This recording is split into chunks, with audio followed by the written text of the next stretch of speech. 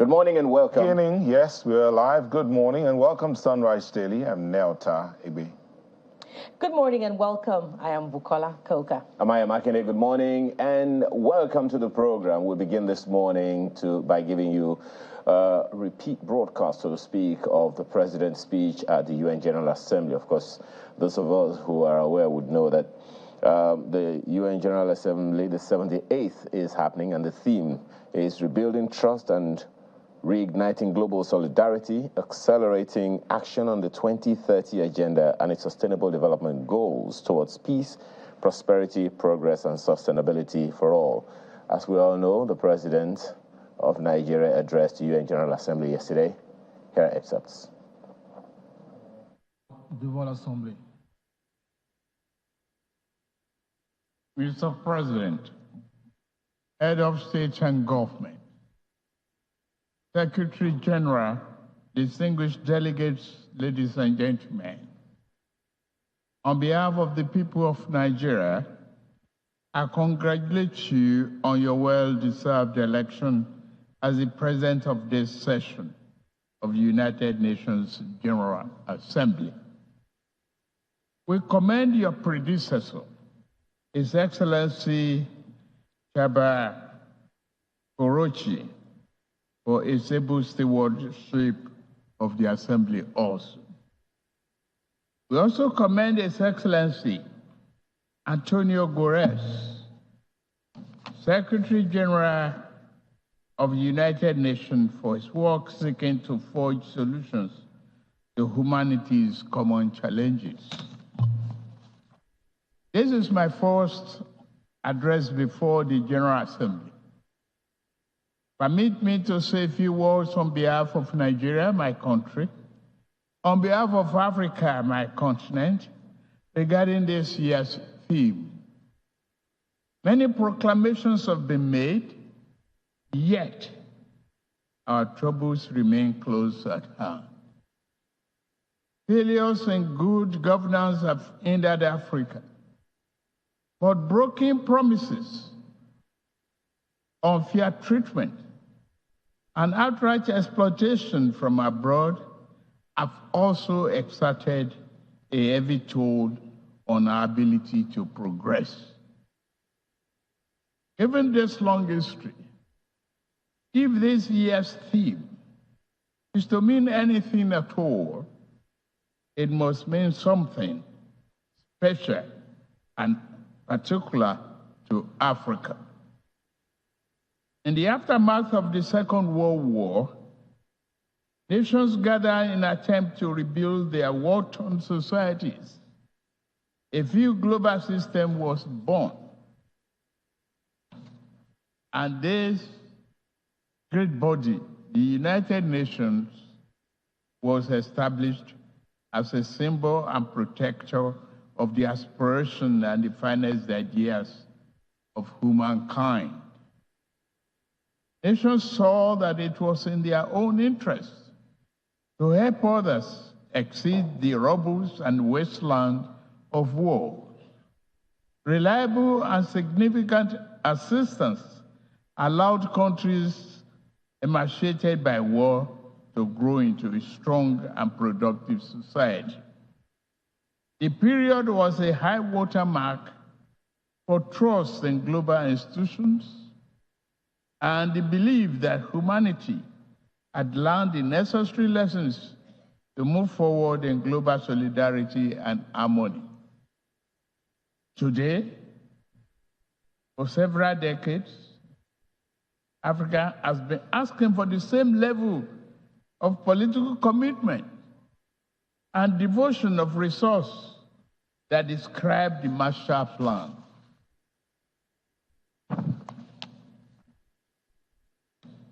We realize that underlying conditions and causes of economic challenges facing today's Africa are significantly different from those of post-war Europe. We are not asking for identical programs and actions. What we seek is an equal, firm commitment to partnership. We seek enhanced international cooperation, with African nations to achieve the 2030 Agenda and Sustainable Development Goals. There are 5 points I want to highlight.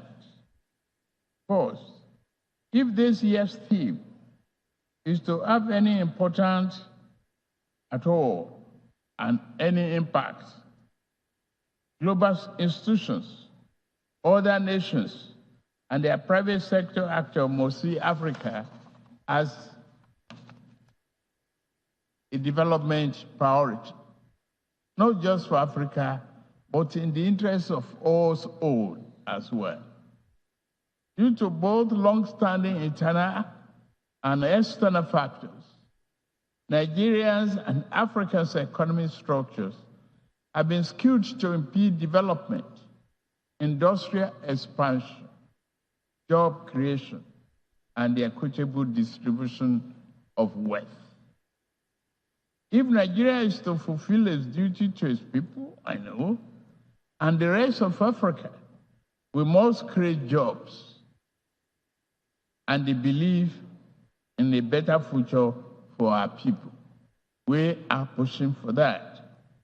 We must also lead by example, and we are doing so, to foster economic growth and investors' confidence in Nigeria, and remove the costly and corrupt fuel subsidy while also discarding a noxious exchange rate system in my first few days in office. Other growth and job-oriented firms are in the wings. I'm mindful of the transient hardship that reform can cause. However, it is necessary to go through this phase in order to establish a foundation for durable growth and investment to build the economy our people deserve. We welcome partnerships with those who not mind seeing Nigeria and Africa assume larger roles in the global community. The question is not whether Nigeria is open for business. The question is how much of the world is truly open to doing business with Nigeria, and how African is an equal, mutually beneficial manner. Direct investment in critical industries, opening airports to a wider range and larger quantity of African exports, and meaningful debt relief are important aspects of the cooperation we seek. Second, we must affirm democratic governance as the best guarantor of sovereign will and well-being of the people. Military coups are wrong, as in any titled civilian political arrangement that is, we perpetuate injustice. The wave-crossing part of Africa does not demonstrate favor towards coup. It is a demand for solution to perennial problem. Let us dig it deeper. Regarding Niger, we are negotiating with the military leaders. As chairman of ECOWAS, I seek to help establish democratic governance in a manner that addresses the political economy challenges confronting that nation, including violent extremists who seek to foment instability in our region. I extend a hand of friendship to all of you who may genuinely support this mission for a democratic governance in that nation. This brings me to my third crucial point. Our entire region is locked in protracted battle against violent extremists. In the turmoil, a dark channel of inhuman commerce has formed. Along the route, everything is for sale. Men, women, and children are seen as chattel. Yet, thousands reach the Sahara, hot and sand, and the Mediterranean cold death in search of a better life. At the same time, mercenaries and extremists with their lethal weapons and vile ideologies invade our region from the north. This harmful traffic undermines the peace and stability of the entire region.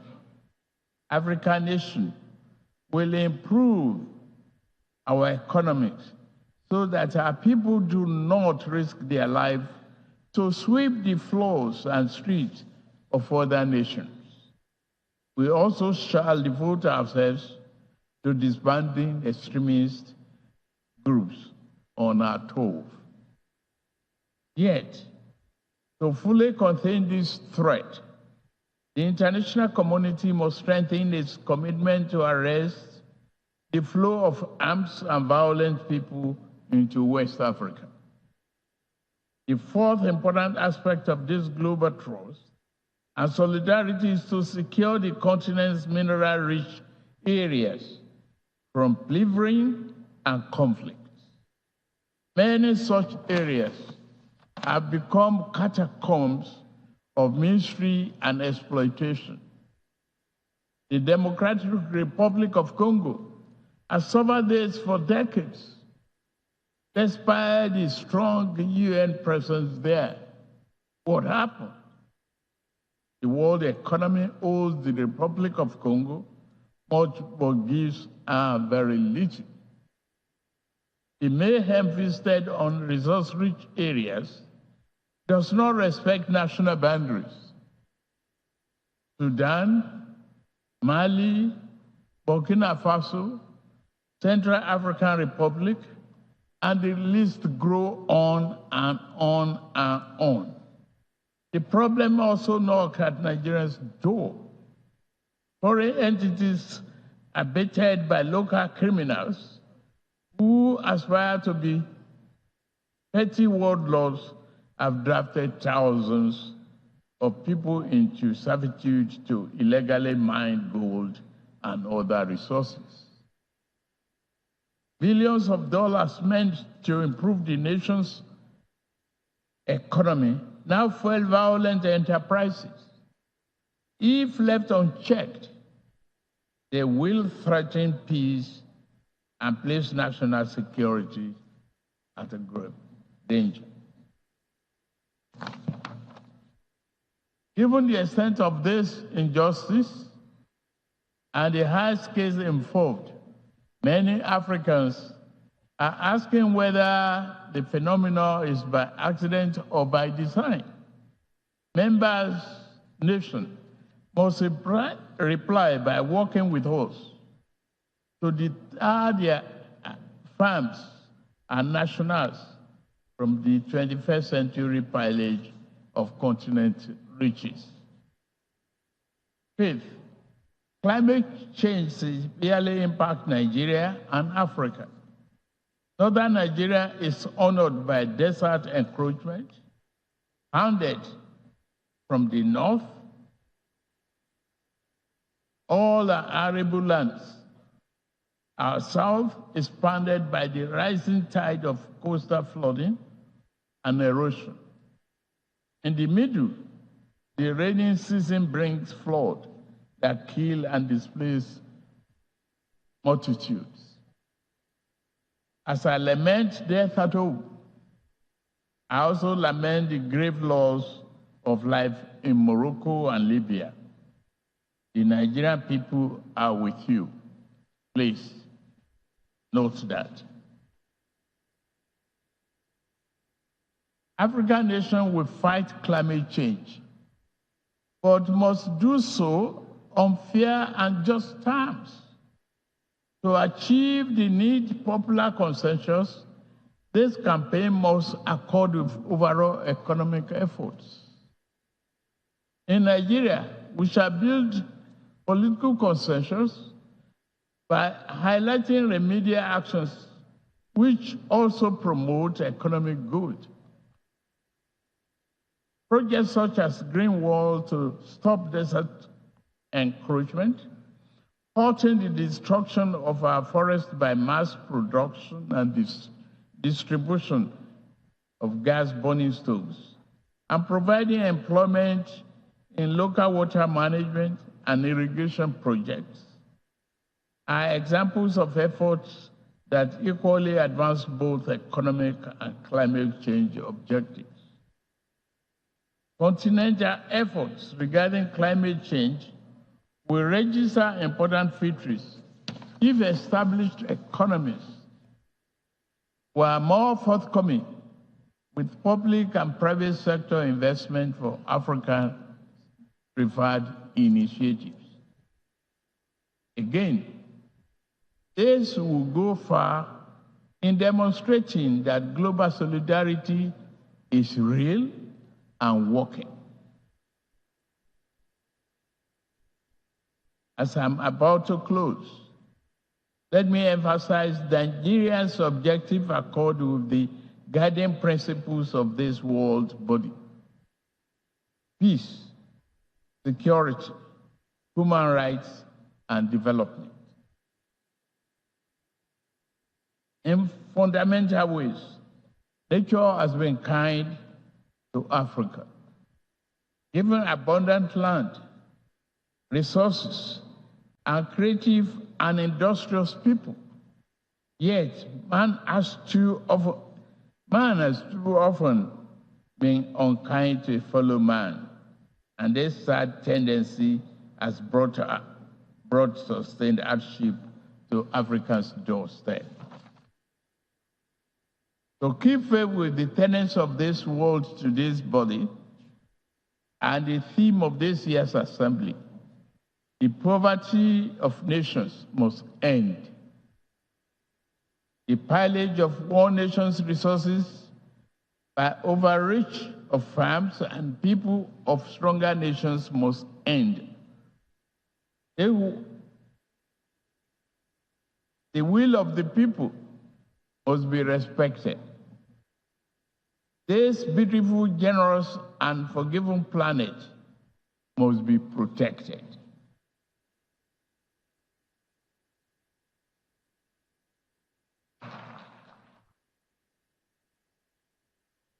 As for Africa, we seek to be neither appendage nor patron. We do not wish to replace old shackles with new ones. Instead, we hope to walk the rich African soil and live under the magnificent African sky, free of the wrongs of the past and clear of the associated encumbrances. We desire a beautiful, prosperous, vibrant, democratic living space for our people. We will do it. To the rest of the world, I say, work with us as true friends and partners. Africa is not a problem to be avoided, nor is it to be pitied. Africa is nothing less than the key to the world's future. I thank you for listening.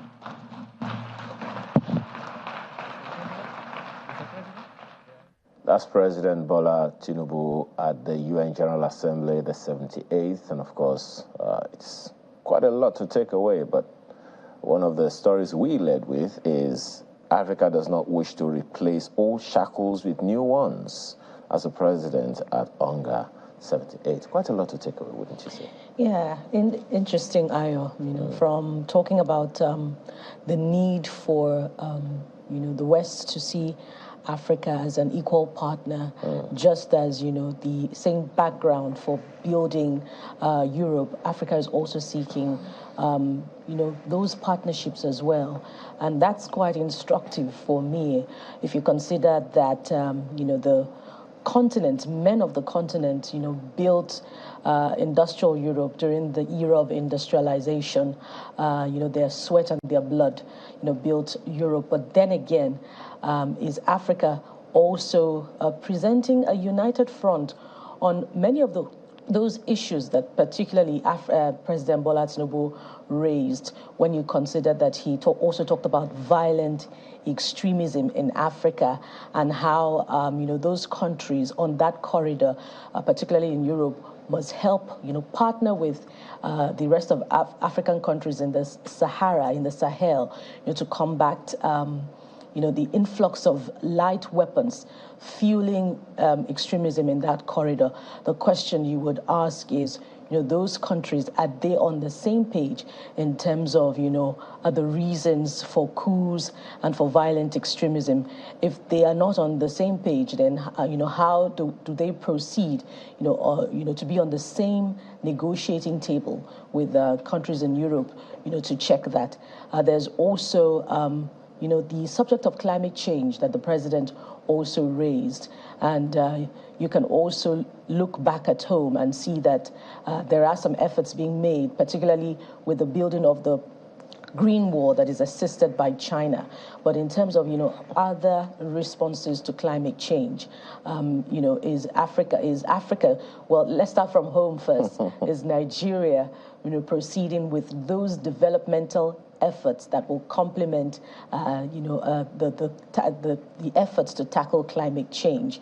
But then again, I always talk about the need for comparative economic advantage.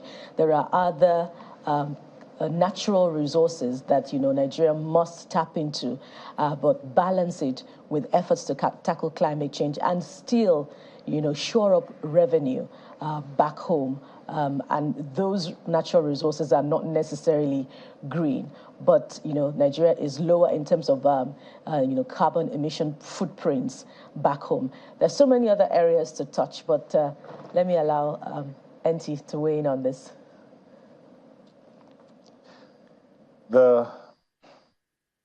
I could just take one thing where amongst the multiple things that the president outlined, I highlighted there, but he asked one question that had struck me. He asked, and that question is, while Nigeria and Africa is seeking for investors and for partners to work with, while Nigeria and Africa is open to the world that might want to come and do business with Africa, the question he asked was, how much of the world is really open to do business with Nigeria and Africa? I mean, with all of that this continent has, that this country is blessed with, how much of the world is really ready to do business or open to do business with Nigeria? Not to exploit, but to grow and develop for the benefit of the nation and even the investor as well. So how much or how many are really open to do business? We'll rest it there. Just wanted to look at what the papers, some of the dailies have to say about what's happening around the world in a minute.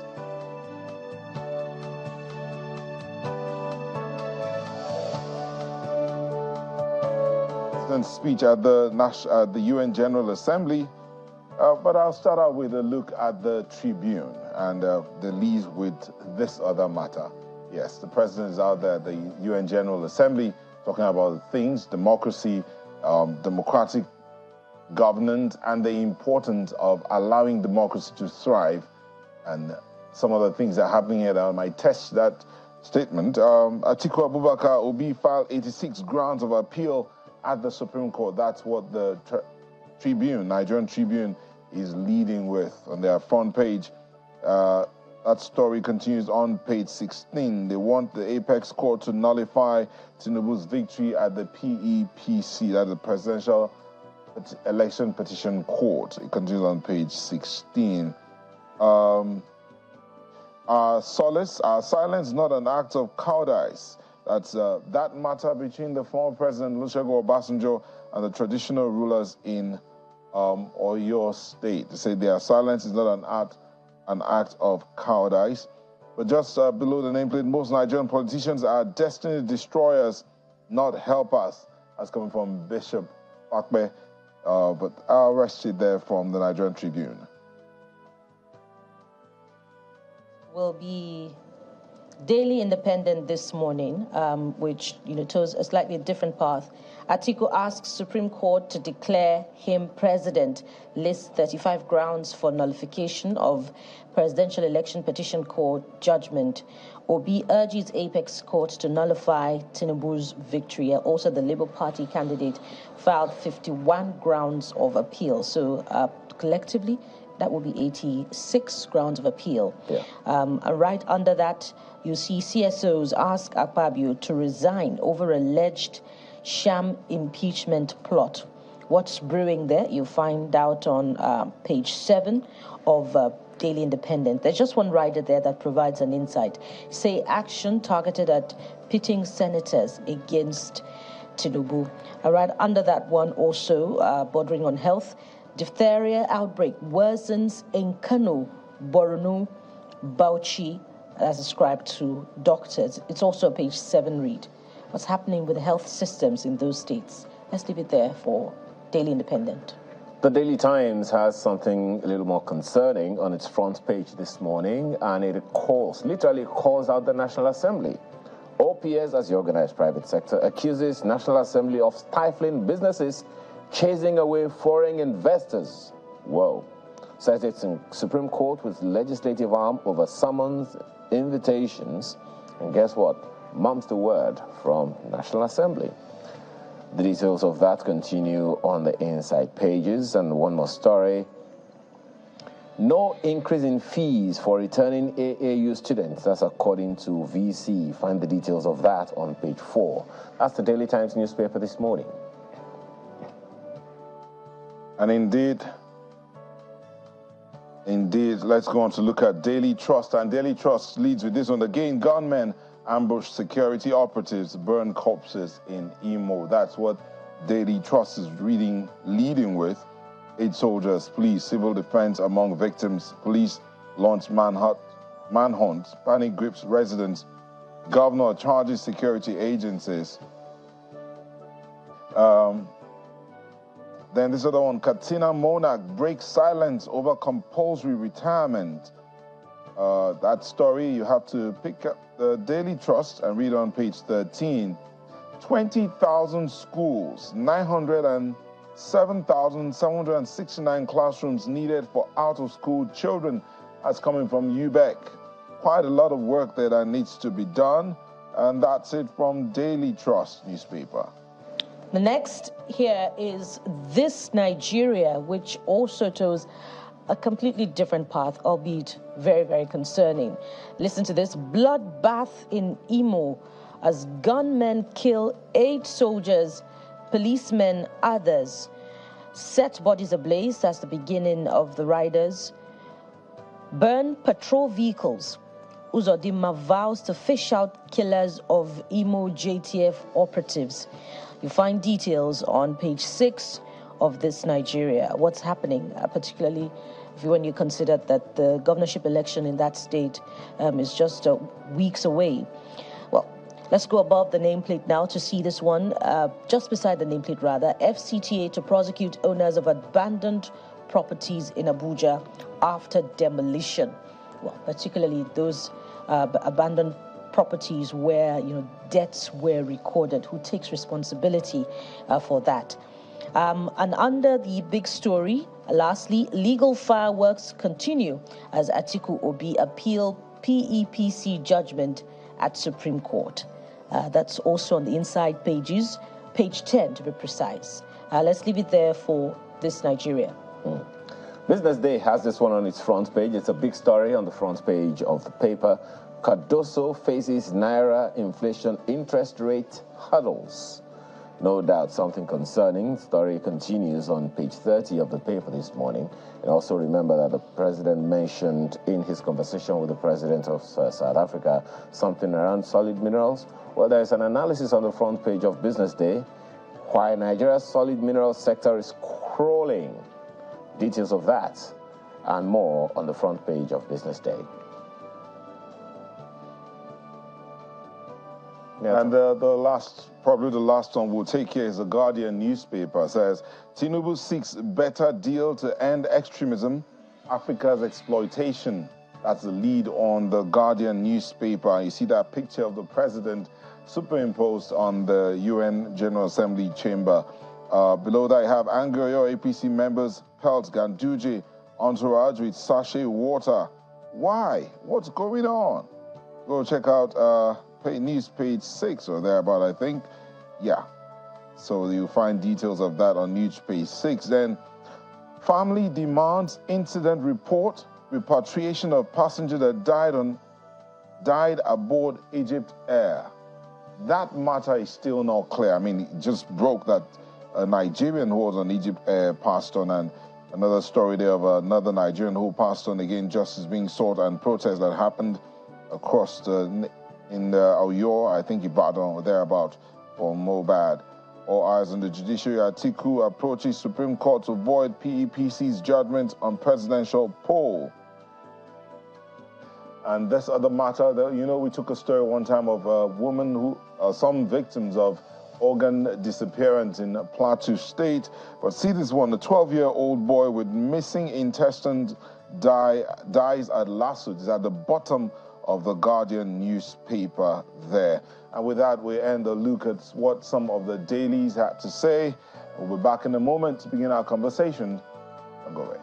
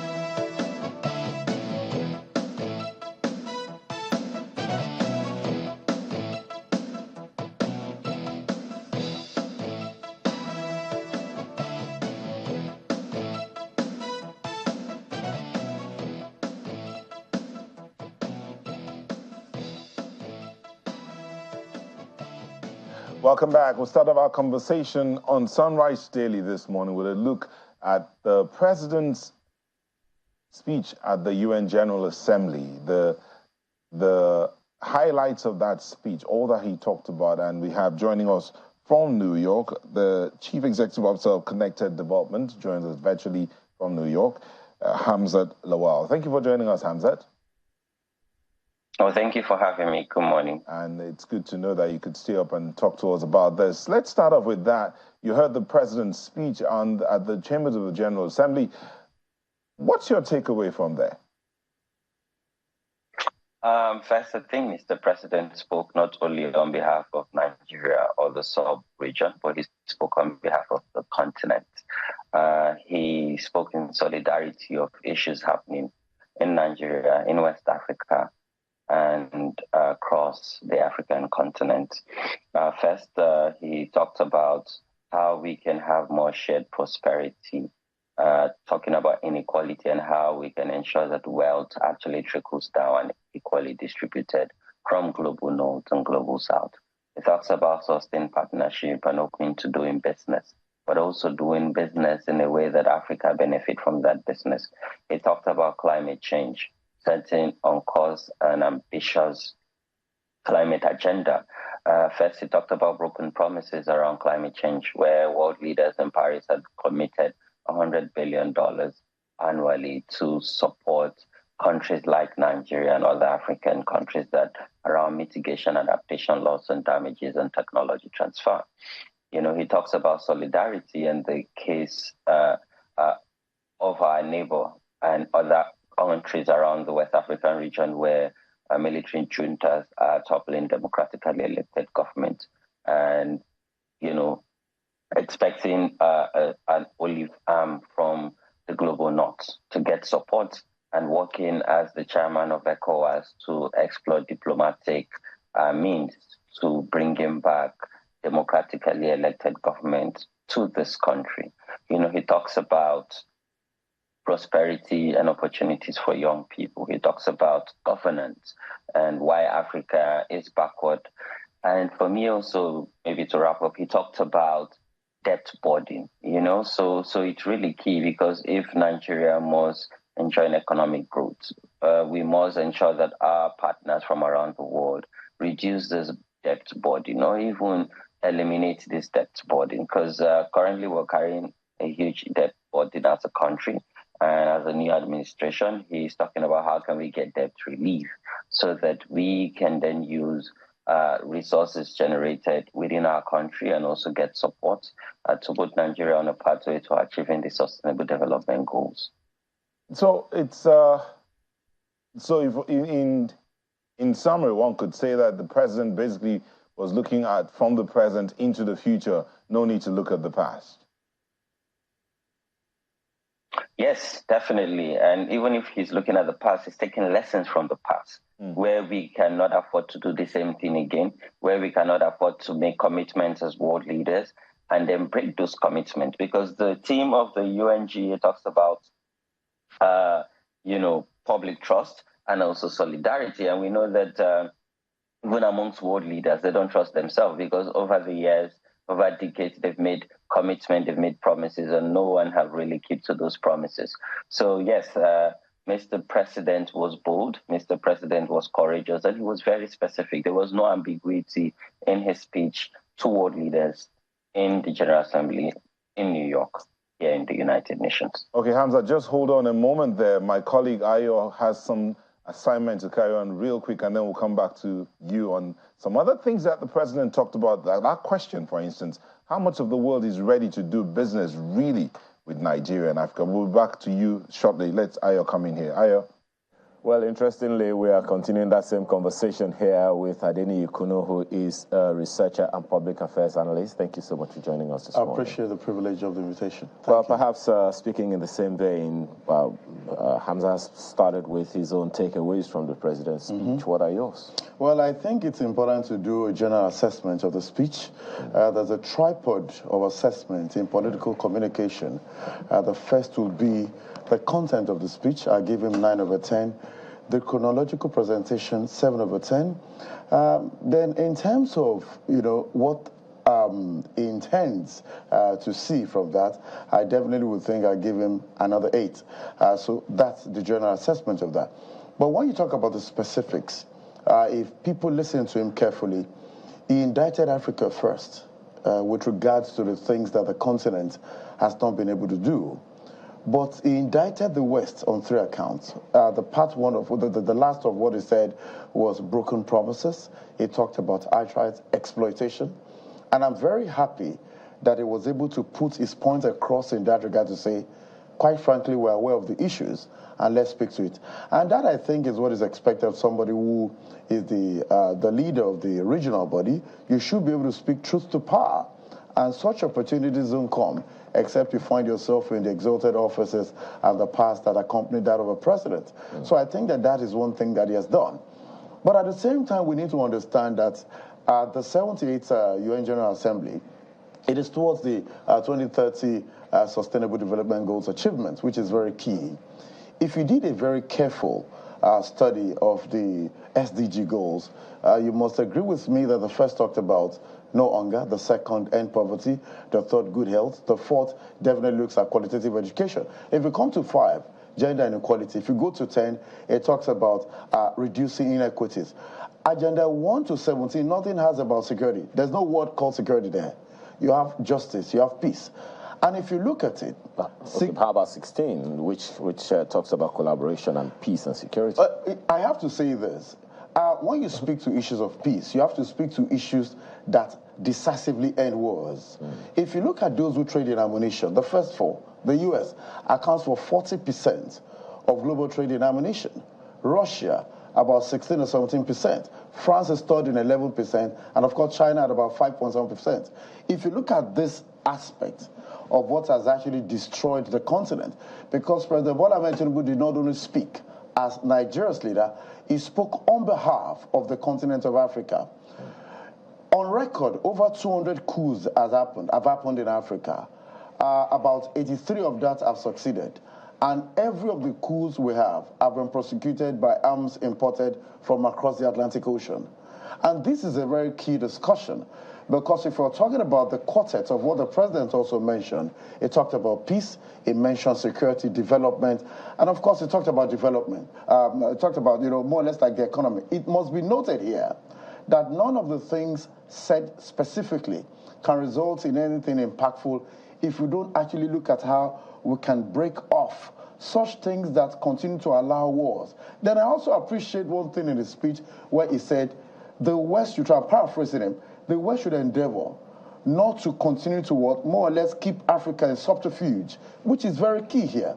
All of these discussions are towards letting the West understand that we have a continent that has come of age, and I appreciate the fact that he spoke from a point of view that we want to be places and peoples that you collaborate with. And I think that that particular statement he made also corroborates what William Ruto, the president of Kenya, has been saying in the past few months regarding the emergence of Africa and the need to actually have equitable partnership in progress. Something the president also said that I think is very, very interesting, and I don't know how the world will take it, or the West will take it, when he says Africa does not wish to replace old shackles with new ones. That is, if Africa itself is not welcoming the shackles, given the kind of, visits and clamor for more of Africa that we've seen in the past years. Okay, let's look at the respective coups we've had, more or less record 5 in recent times, are always associated with different kinds of inequalities, and it is coming from the French government. If any of us understand that Chombere Kwao, the Zimbabwean American, how she was removed as, the permanent representative of the African Union, that speaks to the issues of the shackles. And I think that the incidences of repeated coups on the continent, these things are indicative of the lapses that many leaders have actually brought to the table of political leadership because they're in cahoots with the West. In France, for instance, those mining the uranium of France have children working amongst them. And if we're talking about not allowing children to be enslaved to work, which of course is one of the key areas that the United Nations is concerned about, then why does France accommodate child laborers in Oramo, in the Niger Republic, and of course people look the other way? So when you're talking about reinventing old shackles, most definitely let's understand that before the birth of the UN, obviously at the birth of it, the Marshall Plan was to actually help countries get out of the debilitation from the Second World War. And now the president is reminding them that template worked for you, because at the point they talked about the Atlantic Charter, initiated by the US to enable the emancipation decisively of many African countries, the dynamics were different. The dynamics has to change. The dynamics have to change now. And for those dynamics to change, you need somebody that will remind them. And that's why the president talked about failed promises. I wouldn't. I know Bukola has a question. I wouldn't even put it at the doorstep of the West as opposed to the doorstep of Africa itself, because it is African. He accepted that at the opening. But let's say this: the instrumentalities of Africa's economic survival is designed after Western templates. The Bretton Woods institution have been part of the financial strength of Africa since the end of the Second World War. By implication, what does that mean? It means that we do not have an independent formula, because let's say this, we forget that the Bretton Woods that have enabled our finances are also institutions with shareholders that want to make profit. And they have designed it in such a way that it appears as if maybe in 2050, that's what begin to get emancipated. I'm glad you talk about emancipation and, please. What's happening on the West African corridor. Yes, that's please. the coups which the president also pointed to. But really, when you look at that area, whether it's Mali, Burkina Faso, they are on one side, and then the other part of West Africa are on one side. So that unity that is required, for Africa to present, before those nations where the president is asking, look, you have to help us tackle violent extremism, is not there. So as Africa, first of all, emancipated itself from mental slavery that is required. Well, I think that your point is very valid in this conversation. And do not forget that according to documented histories of civilization, superior civilizations have always emasculated subordinated civilizations.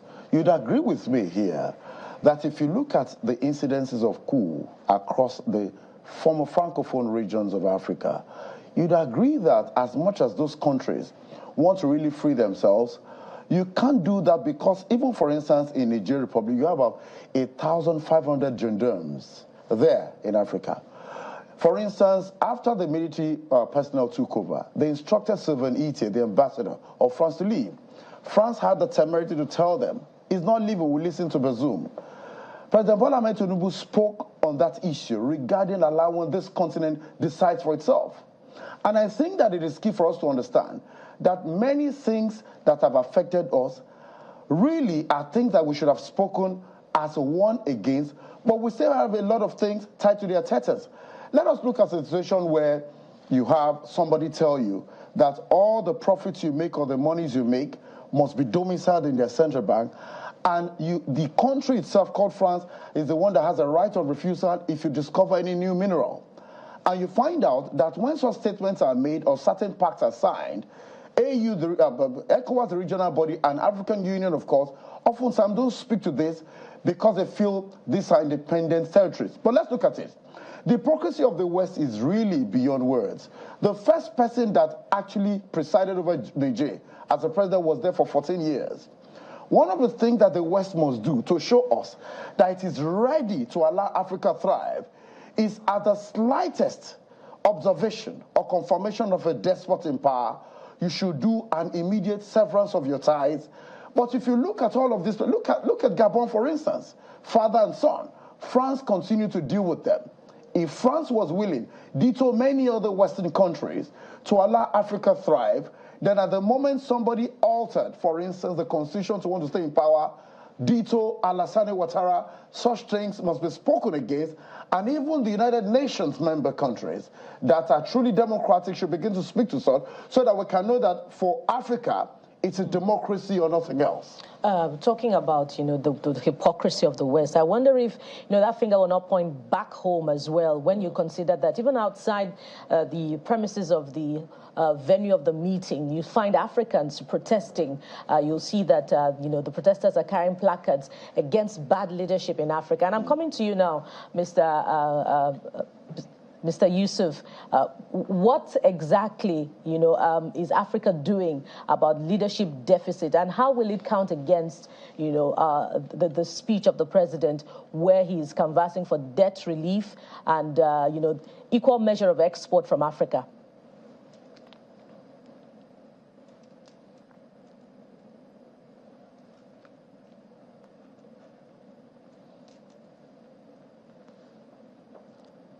That's our guest in Abuja. Mr. Hamzat, that's for you. Oh, thank you. So, it's no secret that currently Nigeria and Africa has been exploited. If you go to the Northwest today, where we have gold reserve, people are illegally mining this gold, and they're getting support from the global North, or what we call developed economy or developed countries. And I think why Mr. President is speaking about this now is because of his agenda on national security or internal security, knowing that, Malam Huribadu, who heads NSA, and his new service chief are probably working on a robust agenda around tackling illicit financial flow and illicit mining of Nigeria's vast resources, because we know some of this crisis is tied to actually the resources in these communities and having these foreigners or elements of foreigners who are fueling the crisis that we're currently experiencing in those areas. And for debt relief, and I think Mr. President needs to set up a team, just like how President Obasanjo did at that time. And I think two allies that he should quickly, or three allies rather, that he should quickly reach out to. One is Madam Amina J. Mohammed, who is currently the Deputy United Nations Secretary General.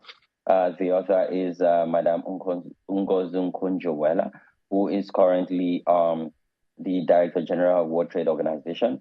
And last but not the least, of course, is Dr. That's Dr. Akinwumi. Yes, that's Dr. Akinwumi, who's the president of the African Development Bank, AFDB. This team should spearhead his global agenda or his global campaign to get debt relief from our partners internationally, because from the impact of COVID-19 and Nigeria coming from multiple economic downtime, it's important that we take off this debt relief so that one, we can even have a breather, because today we're experiencing multiple inflation because of the removal of all subsidy and that that ambitious removal and making the dollar or trying to regulate the FX market. So again, Mr. President needs to move fast beyond just this speech. He needs to take action by putting together a team that leads that global campaign and talking to our partners and saying, and he needs to be clear, if we get debt relief, what are we going to use our money for? I think one way Mr. President can show clearly these partners is, okay, we want to invest in quality and timely education, because we all know that early grade reading and education output is really important. And this also put Nigeria on a pathway to economic growth, but most importantly, achieving the sustainable development goal. And also healthcare, tell world leaders, oh, we're going to put in this investment into healthcare and building infrastructure, because the world cannot afford not to do business with Nigeria. But as Nigerians also, we need to think inwards. What do we want to provide to the world beyond just natural resources? Mind you that the world is also setting zero carbon emission in 2050. So is it goods and services that would help us attract foreign exchange rates? And everyone knows that anywhere you don't see a Nigerian around the world, then that means that country is not prosperous. And so again, a leader that have come to the United Nations to share his thoughts, his perspective, and his ambitious speech to world leaders has to now put this words into action in no distant time. Well, Mr. Lawal, it's instructive and interesting that in your opening comments you recognized and actually highlighted the fact that the president wasn't just speaking about Nigeria, he was speaking about the West African region, he was speaking even more prominently about Africa as a continent. So when Mr. Kuno was speaking the other time, he talked about the need, of course, given what the president also said, to liberate Africa. But then, even in Mr. Kuno's opinions and comments, it would seem like Africa itself needs to agree that it needs to be liberated, and the collaboration among African leaders ought to begin to happen expeditiously. There are those who believe that ECOWAS and other regional bodies are more economic than political, while AU itself is more political than economic. So help us understand how you think this collaboration can happen so that Africa can become a strong continent like the EU. I think first is for us to even reflect. And as we reflect, we need to take stock. What have we achieved as ECOWAS? What have we achieved as African Union? And we need to tell ourselves the truth. Within the sub-region as ECOWAS, we don't even have an identity, an economic identity, in the sense that there is no legal tender that is acceptable across even the West African region, let alone the African region. Now let's look at the impediments of even immigration or migration. Like, within the continent, there are countries in Africa that we cannot freely travel to or even transport goods and services to within our own sub-region within the continent. Yes, we have the Africa Continental Free Trade Zone, but how have we operationalized it? and what are the gains and benefits of it. And I think as a continent, we need to reflect and tell ourselves the truth. Because if we really want to become a bloc that is respected, a bloc that attracts foreign direct investments, but most importantly, a bloc that is powerful in the negotiation of parties within the United Nations framework, we need to agree that we must become economically viable. We must do business within ourselves and even agree on a legal tender that is acceptable within the African region. EU did not just wake up and became this very strong. And I think to our partners around the world, because Mr. President was clear about post the Second World War, a framework was set together to support EU and other war-torn zones. Why are we not building a pact? Why are we not building a pact that Nigeria, that the African region can benefit from? A pact that entrenches the dividends of democracy and allow people to build on the gains of democracy in some countries, roll back on the negative impact of the intervention of the military junta, and ensure that, as a continent, we can then seek economic and political prosperity. You cannot take politics out of it. You need fine politics, fine politics, fine public policy. That's what you're going to refine together and get good governance within this continent. Well, strong points that have been made there. Well, I believe that Nyota, my colleague in Abuja, has questions for either you or Mr. Kuno here in the studio. Nyota?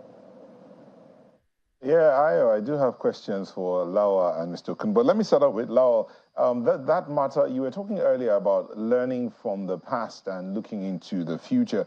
If you were going to look at the lessons learned, I mean, the president talking about the future and where Africa and Nigeria needs to get to, one would say that it doesn't appear that Nigerians, citizens, and even Africans have learned any lessons whatsoever, maybe based on the examples that they've seen from their leaders. How would that change? First, we're currently experiencing an identity crisis, because if you want to learn, you must actually, take out the veil. Today, my generation, because I belong to a very young generation that is energetic, my generation is dealing with a Japa syndrome. There's that hostility in integration and inclusion. So the fact that Mr. President is now recognizing, and the fact that we need to take stock from those lessons is to have very difficult conversation as a country and as a people. Because if we say we're truly a nation, we need to have those difficult conversations. People need to heal. And I think we need to even go back to our own crisis, which is the Civil War. We need to talk about the Civil War. What are the gains? What are the negative effects? And how can we build and recover from those kind of Civil War? Then we need to also talk about, our budget. And when I say our budget, we need to talk about the leakages in this budget, because the leadership of a country is a reflection of the people. But again, the leadership of the country must take bold steps, must lead by example. We cannot say that we're dealing with the dwindling economy and we're not cutting cost of governance. Again, how are we integrating people with disability? How are we ensuring gender inclusion? How are we building a society where women are protected, where women are seen as equal partners and plays a leadership role in our politics, in our governance and public policy? And how do we put young people in the center of this? Because we're dealing with a population demography of over 60% of our population. This is over 100 million people. How are we putting them in the center? Because I like how Mr. President said, the problem is not Africa. And I'm saying now that the problem are not young people. You need to see young people as your partner towards progress. Because if you have, this perception about young people as a problem, then they would continue to become a problem. But when you see them as partners towards prosperity, and then they would support your government, because you need public support for whatever policy or agenda that must take shape. And tying this into internal security. Hamzat, we'll just, if I may interrupt you here briefly, we need to go on a very quick break. We'll come back and pick up that matter of conversations. We'll pick it up. Mr. Okunu will have to weigh in on this. The conversation of identity and what we want to do with our identity. We'll be back in a moment. Please don't go away.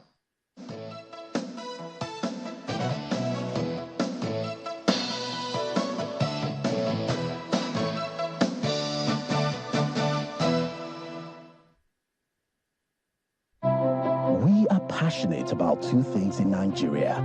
The first is football. The second is our rice. And nobody celebrates like a Nigerian. So, for every goal scored, every mark made, you can be sure to always come back home to rice. Celebrate with Nigerian Premium Big Bull Rice, homegrown just like you. Big Bull Rice, tasty rice, nourished you. Southwood, fine furnishings for your home and office. Southwood is a Nigerian company dedicated to improving the quality of workplaces and homes. Our space planning and craftsmanship allows you to create a highly customized and comfortable office environment for hardworking and busy executives. Southwood solutions are perfect for today's flexible work cultures.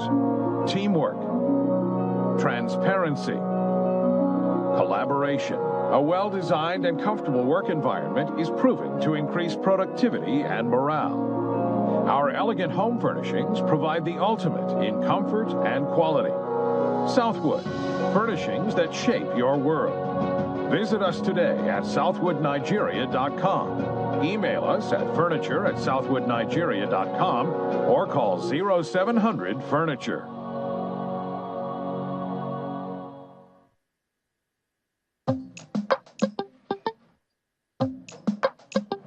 Heartburn and indigestion? Try Gestede. My recommendation for the past 26 years, Gestede. Reliable remedy for heartburn, indigestion, flatulence, and acidity.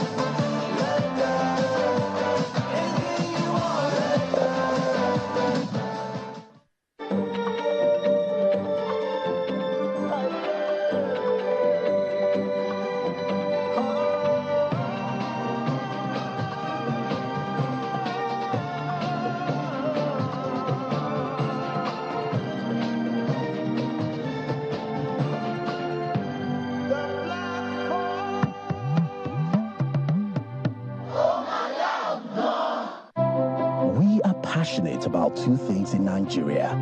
The first is football. The second is our rice.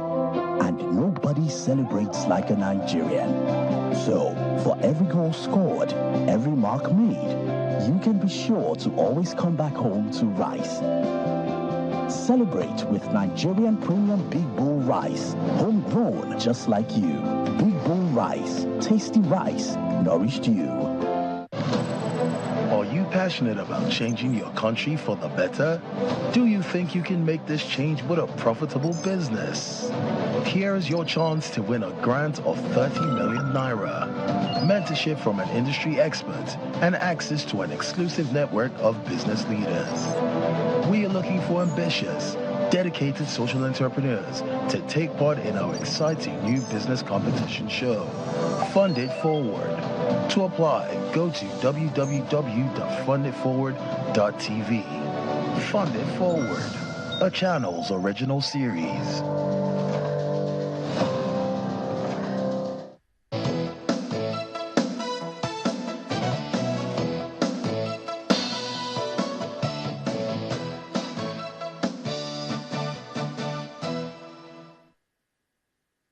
Thank you for staying with us. We'll continue our conversation this morning on the President's speech at the UN General Assembly. From our Lagos studio, we have Adeni Okuno, Public Affairs Analyst and Researcher, and joining us virtually from New York, Hamzat Lawal, CEO, Connected Development. Mr. Okuno, let me bring this to you. I mean, Hamzat talked about the fact that we, Nigeria, and indeed Africans, need to go back and revisit some of the things that we many times love to bury. For instance, the Civil War conversation in Nigeria, the question of identity as a nation and as a people.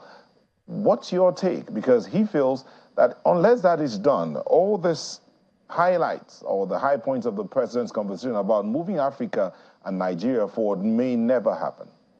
Let me tell you that the homogeneity of Europe is actually something we don't find here. And until we understand that there are dynamics of togetherness, we'll continue to negotiate our supposed corporate future and existence disparately. The Arab League has about over 22 countries, and the entire North African countries are actually part of the Arab League. As a matter of fact, according to documented history, at some point, Morocco had actually, written to be part of Europe. That is identity crisis.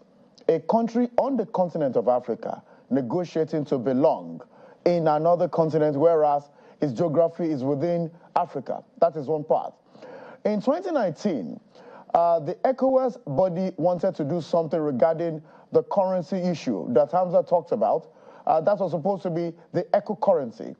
They had a meeting here in Nigeria in Abuja, and after that meeting, they were supposed to launch the eco currency in 2020. At about that period, what France did was France went to Côte d'Ivoire and actually manipulated the same Côte d'Ivoire not to be part of the countries that will actually help ensure that the region has eco currency, because its currency is domiciled in France. Of course, they use the francs. I'm simply saying this, that until Africa realizes that these cracks in its walls must be carefully looked at and that it speaks to issues as a unit. Let's look at Equatorial Guinea. The leader of Equatorial Guinea has been there since the 70s. Between that time, Nigeria has had maybe 6, 7 leaders, but one person is there. And African Union has not deemed it fit, for instance, to expel Equatorial Guinea, saying that one person cannot be there. The same African Union didn't deem it fit to expel the Bongo family because of the Sithitism. So if we're talking about identity as a people, it has to come to the point where every regional or continental body sits down and says, this is what we want even from us. Because anybody who comes to your house and sees your house in disarray takes advantage. But if anybody comes to the continent and finds out that the continent is organized and not accommodating disparate ideologies or tendencies that are negative, then it negotiates with you underground. Excuse me, I buy products made from China in the US, but I don't get the same quality of the same product in Nigeria, because China finds out that in Nigeria, substandard goods can be looked away from, but it cannot try that with the United States government. It simply means Africa must tell the world that there are certain things it doesn't accommodate, or else we'll throw those people that are not willing to collaborate out. That is something that will help. Then we must also speak to the issue of slavery in Africa. The president talked about the commodification of human beings, men, women, and children. How can we be on the continent of Africa together, and Libya and many other countries in North Africa are trading in fellow human beings from Africa? And most of the people being traded are those that have the color of my skin, not fellow Arabs. In fact, about 120 years ago, the Arabs have a culture of selling, I need to say here, people that are from this side of Africa that have the color of my skin. As a matter of fact, the first set of people that were caught around Mauritania. They took them to Portugal, and they came back advising Portuguese explorers that there are more people for them to catch as slaves, and they came here. And that culture is domiciled within the Arab culture, for those who understand history. So our identity is already atrophied by these negativities that many people in Africa look away from. Are we saying that those who trade in persons are not known? The same way we claim that most of the people that are agents of insurgencies and divisions and non-state actors here are not known. I think that Africa must come to terms with its failures and be ready to deal with these negativities and stand itself that, don't forget, the SDG goal, the first one, end hunger. The second, end poverty. How can you end poverty and how can you terminate hunger if, quite frankly, even within respective African countries, the leadership of those countries are not giving the dividends of democracy to their citizens? So when they meet at the African Union, they should be able to sit there and say, you have been there for 30 years. Look at Togo closest to us. A father left office and ECOWAS kept their eyes closed. The son took over. Identity problem, because identity is also about the strength and impression you create. Identity is about how you make people see you. Identity is also your readiness to provide solutions to issues. If I may come in, Mr. Okunu, there is this matter, you've been talking about Africa. Yes. But the question was also tied down around Nigeria as well. This matter of identity in Nigeria. Yes, please. The division, the fault lines amongst Nigerians and how that cannot even help this conversation in any way unless we are able to look at how can we break down the walls that seem to divide us. That's the word. Okay, thank you very much. If you check the constitution of this country, Section 10 tells us, one of the shortest portions of the constitution, there shall not be state-sponsored religion. In complete disregard to that portion of the constitution, the North decided to choose Sharia law against what the constitution of the country has, and there have been successive leadership from President Olusegun Obasanjo when he was in office that didn't say this is a complete violation of the secularist nature of what we operate in this country. That's one. The same people that are operating Sharia law, don't forget, are collecting taxes from alcohol sold. An aberration. Nobody is able to think about a solution that you cannot be operating Sharia law that forbids alcohol, but you're collecting taxes from that. That's a problem. So now let's look at the country and the people that are there, especially Nigeria. What is it called? Croatia has about 4 million people. They speak the same language. The reality is, as much as we believe that staying together is advantageous, I think that the conversation about our togetherness must be had. Since the Civil War of 1967 to 1970, the people from the Southeast got 20 pounds for all the property they had. And there have been complete discussions about addressing issues of people feeling that they don't belong to this country because of how they are treated. I think that nobody should be afraid to have conversations. And I think that Live has provided the current president with this opportunity to say, okay, these cracks in the wall, don't forget, apart from ethnic division that is affecting our development, you also have the aspect of poverty division. The rich belong to a clique. For instance, the average earners belong to a clique. Those who are poor and downtrodden belong to a clique. And we oftentimes forget that there are more numbers of those that are poor and don't have opportunities at the lower rung, but they are more in number. And that is why you have non-state actors in cahoots with some people that are privileged and that perhaps may not be happy with certain things in the system, continue to disrupt it. So the first thing we must do as a country is be ready to have conversations about our corporate existence. By ancestry, I'm Yoruba. By ancestry, you're perhaps maybe South-South. There's a commonality in ideology amongst those within the western part of this country. The southern part of this country, particularly southwest, southeast, south-south, religious-wise, education-wise, ideology-wise, and we speak to issues despite our religion. But I served in the North after my university education, and I know that the ideology of the region of the North is quite different when it comes to certain issues. So the question then would be how that would be addressed. Now, how do we reverse that trend? The first thing is to have the conversation. In terms of our ethnic orientation, religious affiliation, these are our views. And because those views, for instance, don't accommodate, accept, okay, I talked about alcohol and taxes. Sorry. But Mr. Kuno, we've had that conversation endlessly. Over and over again, yes, endlessly, series of documents, you know, for which have not been implemented over the years. So it looks like we're taking 2 steps forward and 1 step forward, 2 steps back. It would have been disadvantageous if these conversations don't continue. And I want to thank God and faith for Channels Television as a key media platform, raising the bar of speaking to these issues. Now, any society where people don't engage on issues, as a matter of fact, researchers in auditory science have said that you need to say something about it 1,000 times for it to stick. So perhaps we are just on our 500th discussion on this. In 63 years. Oh, I'm simply saying that. Yes.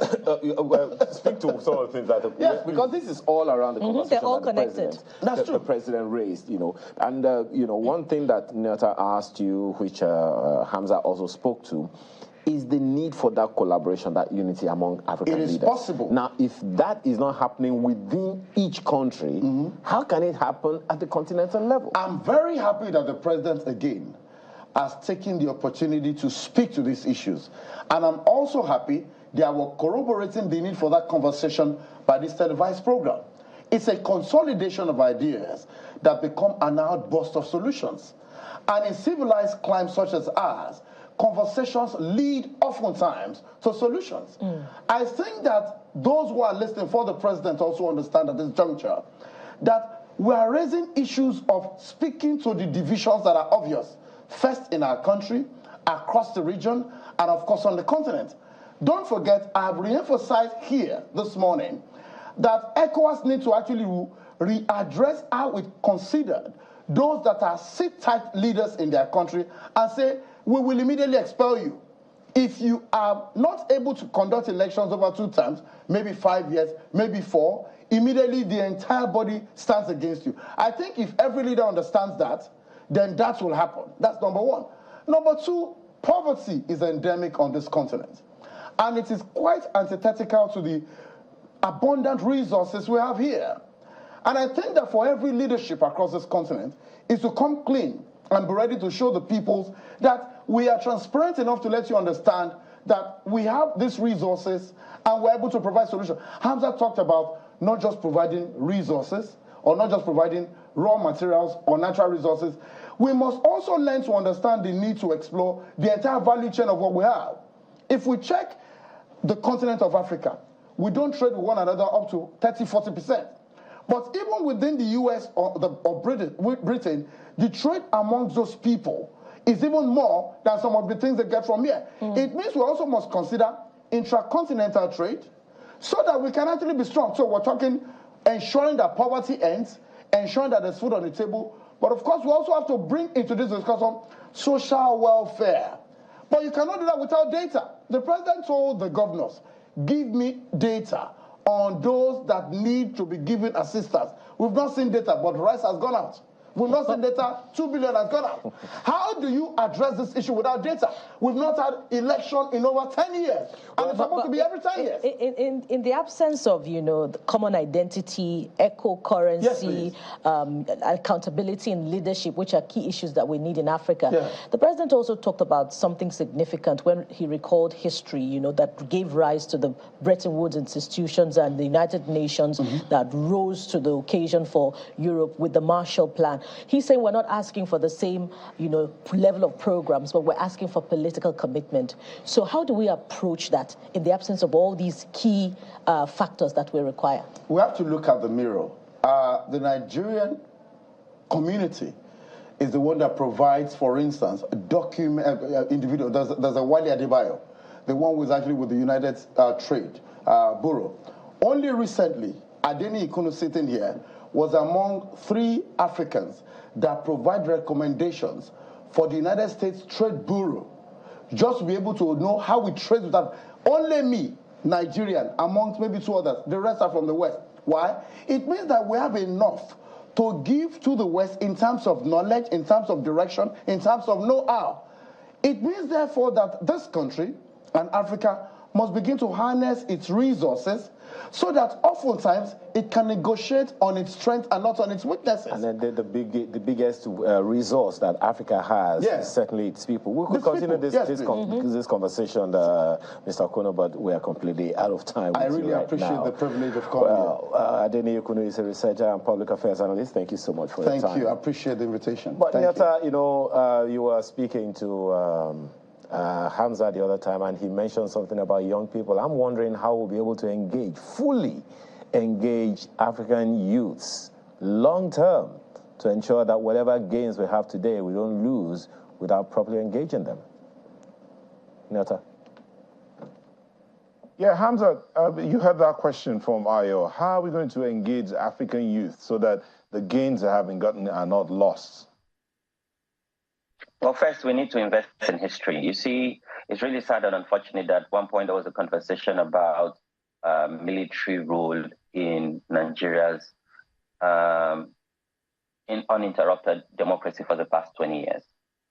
We need to invest heavily on history so that we can get a knowledge and historic bank within our country, and also learn from other African countries like Rwanda, where, ethnicity, religion, and even military play a role that has continued to impact them negatively. I must commend President Bola Ahmed Tinubu. He has just appointed a minister of youth that is actually young. This is unprecedented. And I see that he has also appointed advisors and aid that are relatively very young with experience, capacity, and knowledge. And I think this is how you extend an olive branch to that demography. We need to continue to see more young people integrate into government and have that shift. But also, how do we plan for the future of Nigeria? Is to invest in education, and continue to invest in education, because if you look at the future of this country currently, and to be honest, it's blink. It's blink in the sense that when you go to grassroots communities, particularly public school, I'm a product and a very proud product of public school. But when you look at various public institutions, and this is also tied to the theme of the theme of the United Nations General Assembly, rebuilding back public trust.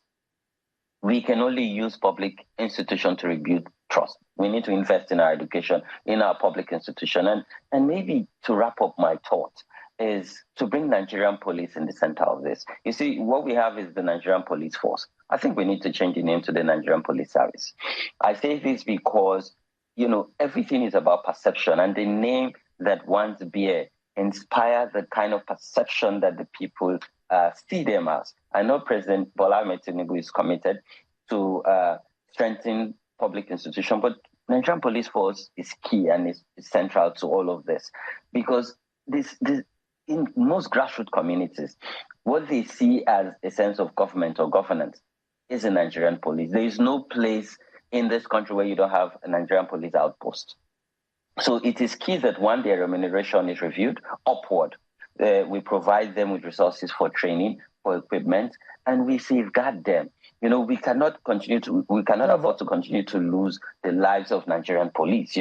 Citizens in Nigeria must protect the institution that makes you and I go to bed and close our two eyes and have good sleep. They've sacrificed a lot. And I think that we cannot continue to throw blames around. We must internalize this. We must look at society as a whole, and not just Hamzat, if I may come in here, we're almost out of time. But this matter of the Nigeria police, retool, protect the institutions that helps us go to sleep, retooling and re-equipping, review their welfare package.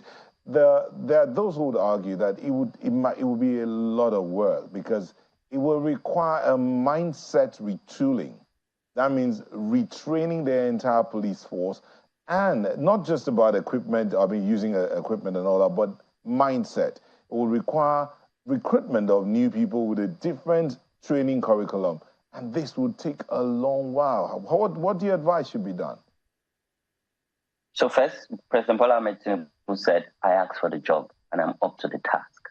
That being said, you see, we have one of the finest Nigerian police officers. When you engage the Nigerian police officer in their various offices, who are investigators, who are intelligence officer. And then when you also engage the ones you see mountain patrol or checkpoint, there's that big gap, in terms of capacity and knowledge. Yes, we need to provide some level of training, but we also need to show that we have what it takes. And we have some very fine police officers who are making Nigeria proud and who are even getting international recognition. I don't think this is rocket science. I think that if there is a will, there is a way. And what we need is a political will and that commitment from Mr. President and from our service chiefs. And you see, Mr. President has sent a signal, that he's particularly interested in ensuring that Nigerian police take over internal security. And that's why we have someone like Malam Norubadu as the NSC, with vast knowledge and experience on anti-corruption, but also intelligence gathering from the Nigerian police. So again, I think it's the will, I think it's that commitment, and setting a timeline for us to look at how are we going to achieve this together as civil society, as government, as private institution, but most importantly, as Nigerian people. Thank you very much, Hamzat Lawal, CEO of Connected Development. Thank you for joining us. I'm sure you can't wait to get to bed right now. Thank you so much. So as they leave, we're back in a moment. Oh, thank you. All right, so as they leave, we're back in a moment. Just stay with us.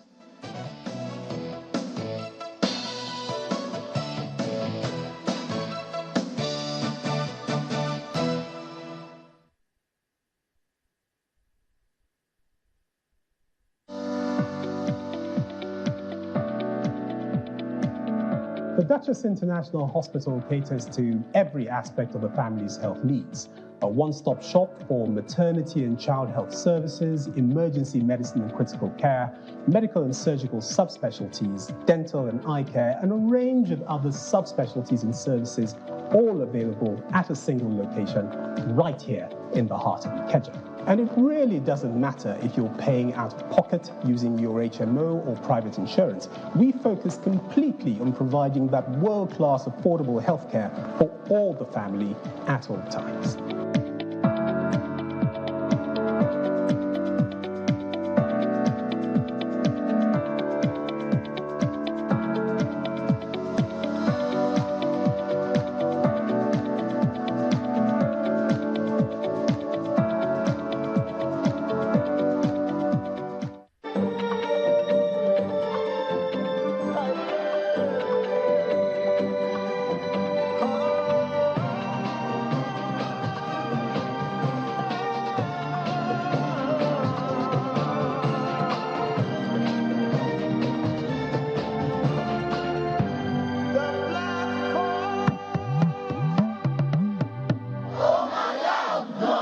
Politicians make lofty campaign promises, but do they really fulfill them? Are you worried about the quality of governance?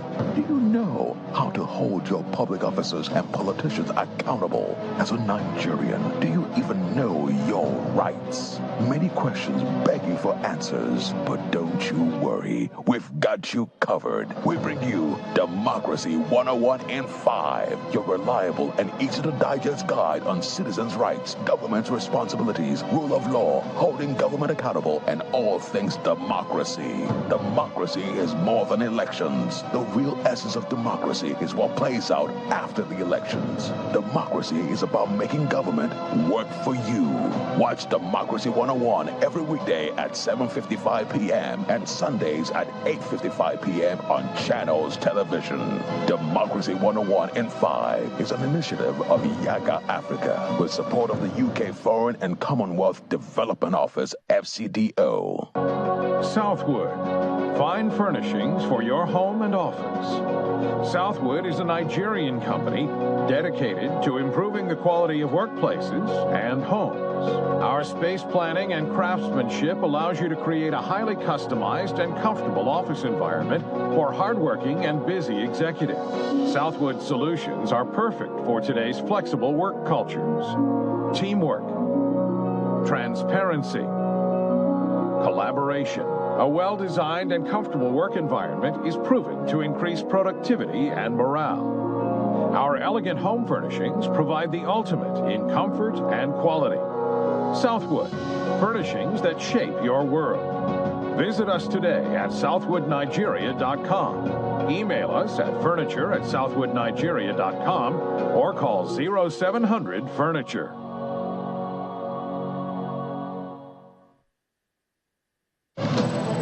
Are you passionate about changing your country for the better? Do you think you can make this change with a profitable business?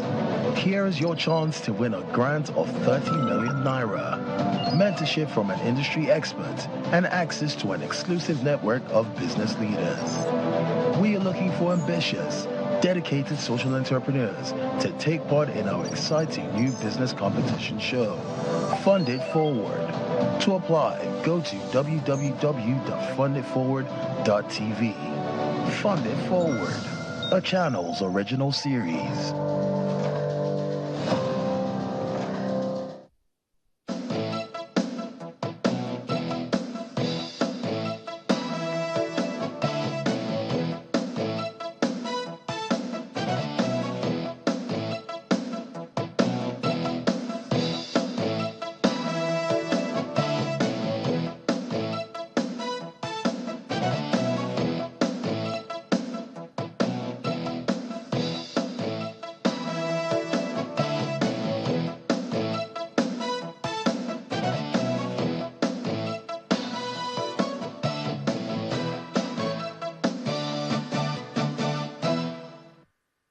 Thank you for staying with us. Verdicts and votes. That's the next conversation we're having. And Professor Paul Ananaba joins us this morning. He's a senior advocate of Nigeria. Thank you so much for joining us today. Thank you.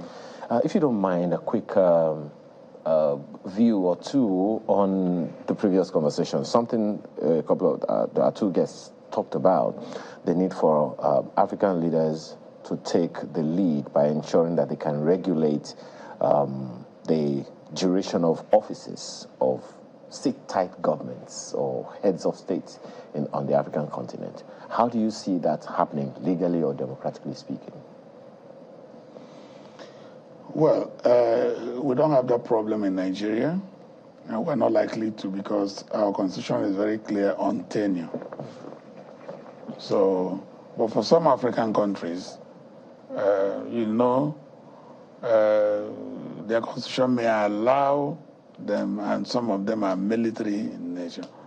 But the problem is that beyond the constitution, in some countries, the level of development is and population and all that is such that the leader or the leaders can manipulate and get tenure elongation and all that. You knew when it was tried in Nigeria, you knew that it didn't work, and it won't work. The complexity of Nigeria cannot allow a seat-tight leader. So you do 2 terms maximum, and you leave. And I don't want leaders to begin to go into tenure issues. We have settled that with the constitution. No, I mean, not in Nigeria, but I mean on the African continent, so that collaboration can be fostered. Now, in the African continent, what are you going to do? Which country in Africa is strong enough to say this is what it should be? Now, the West enjoys debilitating political environment in Africa. And if you want to make Africa Africa, they will not like it. They will not support it, and you know that. So what the point is, when they have a leader where there's CBN and all that, the central bank of that country is with them. You know the French system. It's in France, in Paris. They enjoy.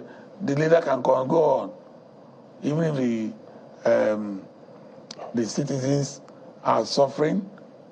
They get a part of it and return to you as palliative. You know, palliative is the in thing now. As aid, space it up. You'll be getting the little things, and you are happy, and they're taking your patrimony away. So the West will go for that kind of thing, but they will not allow it in their own environment.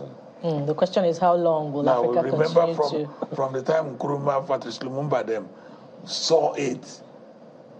You saw how they were, even all the way down to Jaja Opopopo and all those, or the Oba of Arami, them. They had to be exiled, and they won't come back alive. It's the same.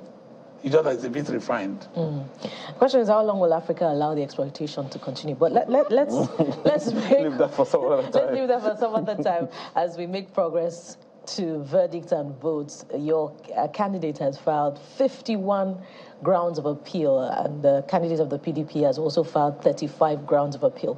What are your expectations in that regard? If your person files an appeal, his expectation is that he will win. So you can't file. We didn't file 1 or 2 grounds, 50.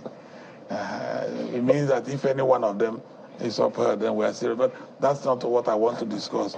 We have done what we ought to do, constitutionally speaking, and we should encourage constitutional development. We should encourage resort to the Constitution rather than resort to violence. I knew that many people would have thought that, oh, there would have been boys, so yeah. No, we've gone beyond that. We should argue the issues. But a lot of your colleagues agreed that the work of the Presidential Election Petition Court was thorough because they cited precedent and they cited also some aspects of, supporting laws, to the Constitution. And, bearing in mind also that hardly can your team or the team of the PDP present new evidence before the Supreme Court, how do you hope to surmount the challenges before you? I'm happy you said some of our colleagues have that view, and it's fine. It's a good development. that at least some people can disagree with us, but we don't agree with them. And that's why we're able to find 50 grounds why we think that things ought to have been done differently. And whether we are right or wrong, we now go before the Supreme Court. So that's the point.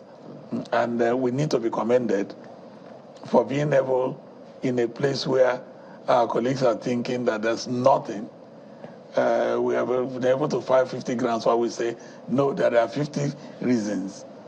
You understand? And that's what I was trying to say, that law does not develop in a country when there is docility, legal docility. And what it means is that,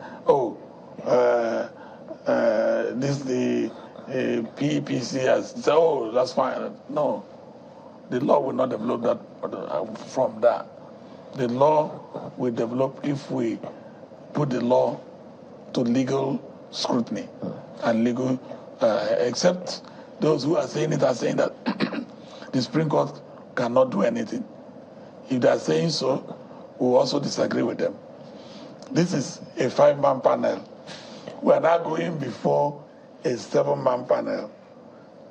I'm not saying that there may not be women in it, a 7-man panel, and we have implicit confidence that the Supreme Court So are you approaching, pardon me, are you approaching based on the optimism that, there is the need for constitutional development, but that the Supreme Court will affirm what the PEPC has done? The point I'm making is that that's the reason why the Constitution provided for the Supreme Court.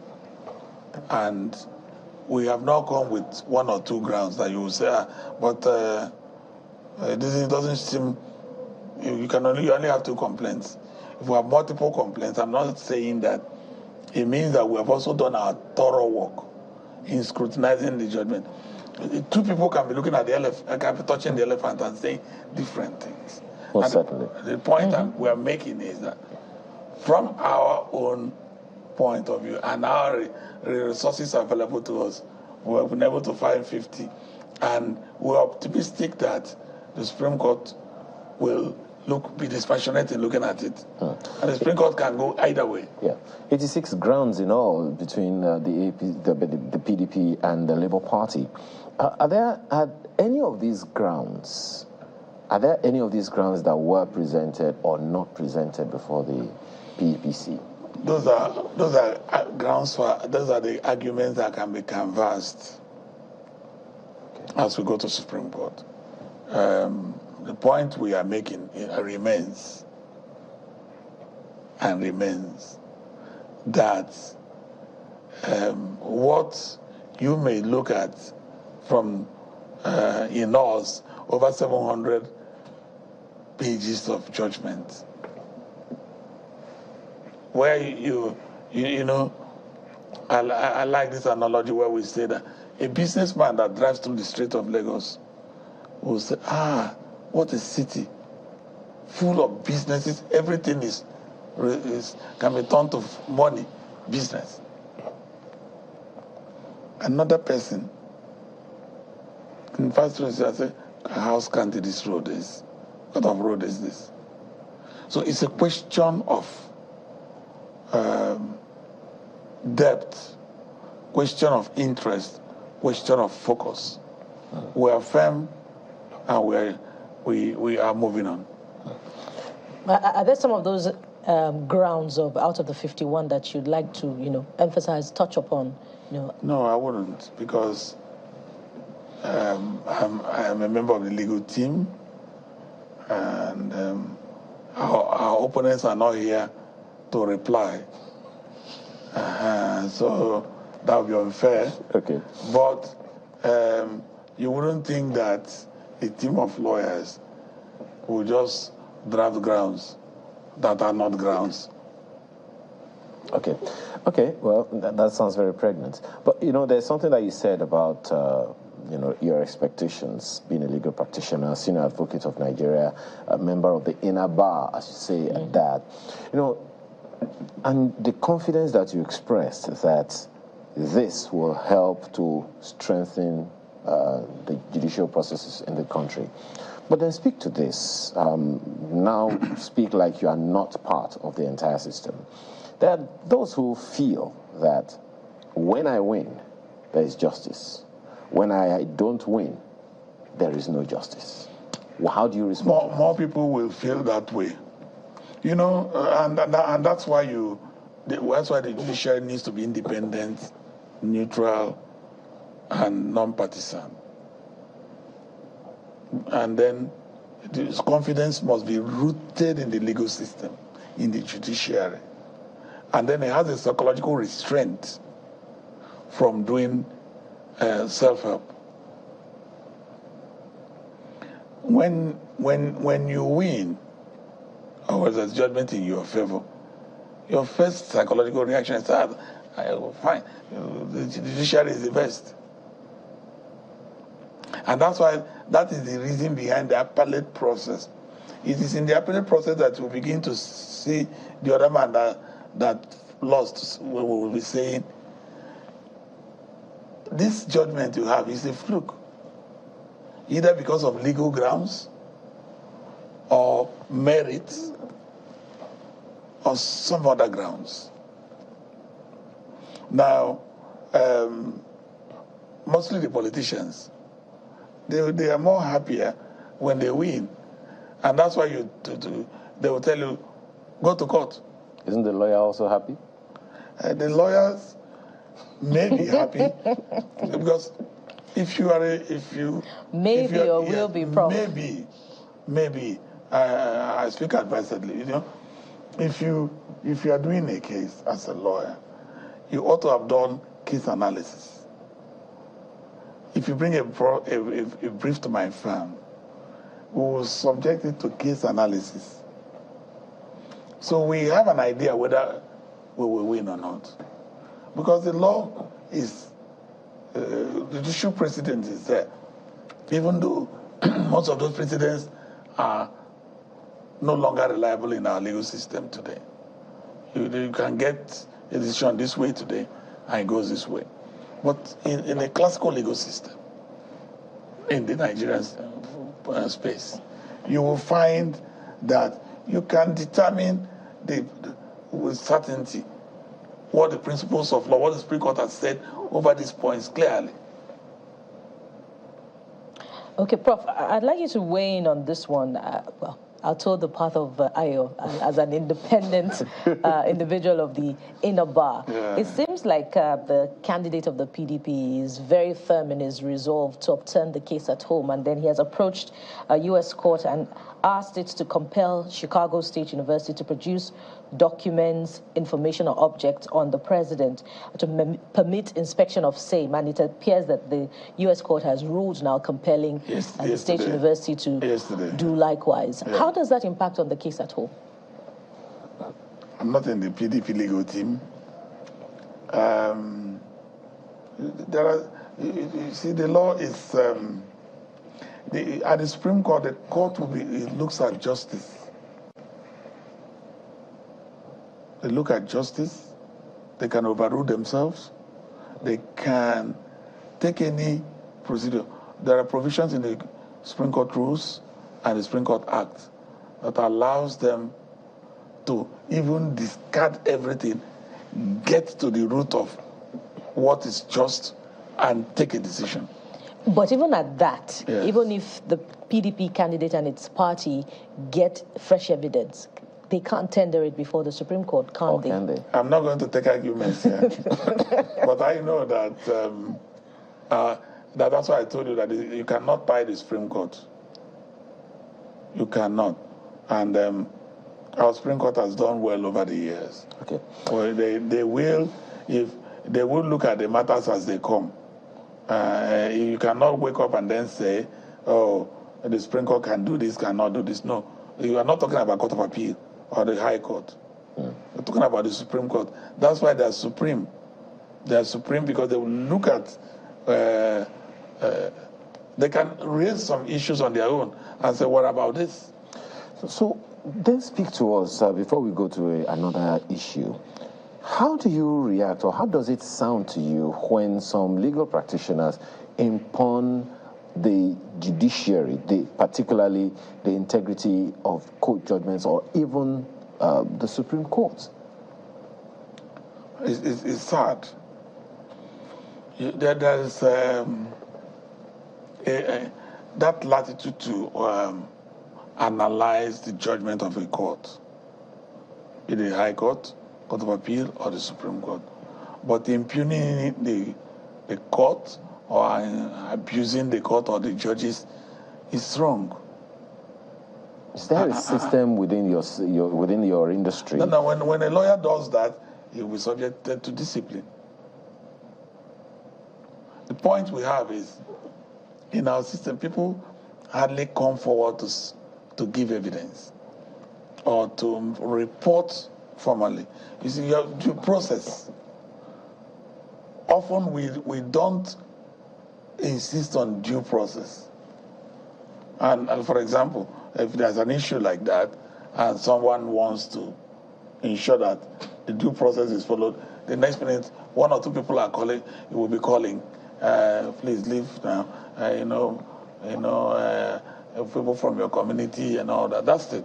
But if we as a country begin to emphasize, even as a profession, that there should be sanction, the due process must be followed to the letter, some of these things will be curtailed. Okay.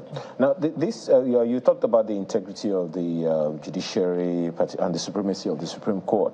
But then there are also those who are pointing at the role of the legislature and the sanctity of the legislative chambers. Perhaps that's the reason that Senator Bokachua went to court to stop ICPC and the DSS from investigating him over the indicting comments that he made during the valedictory session of the 9th National Assembly. Of course, the court has taken a decision on that, but then what does that say about the sanctity of the floor of the National Assembly? Does that mean? I think it's often described as the hallowed chambers. But you know that hallowed chambers, quite a large number of them are lawyers. And that hallowed chambers is populated by professional politicians. I hope you know that you can ask someone, what's your profession in Nigeria? He said, I'm a politician. I'm here to see a complimentary card like that, though. I'm a politician. So when you have such situation, politics is a game of interest and not necessarily the hallowedness of the chambers. Now, when politics is immediately after the election that brought them there, they are thinking of the next election.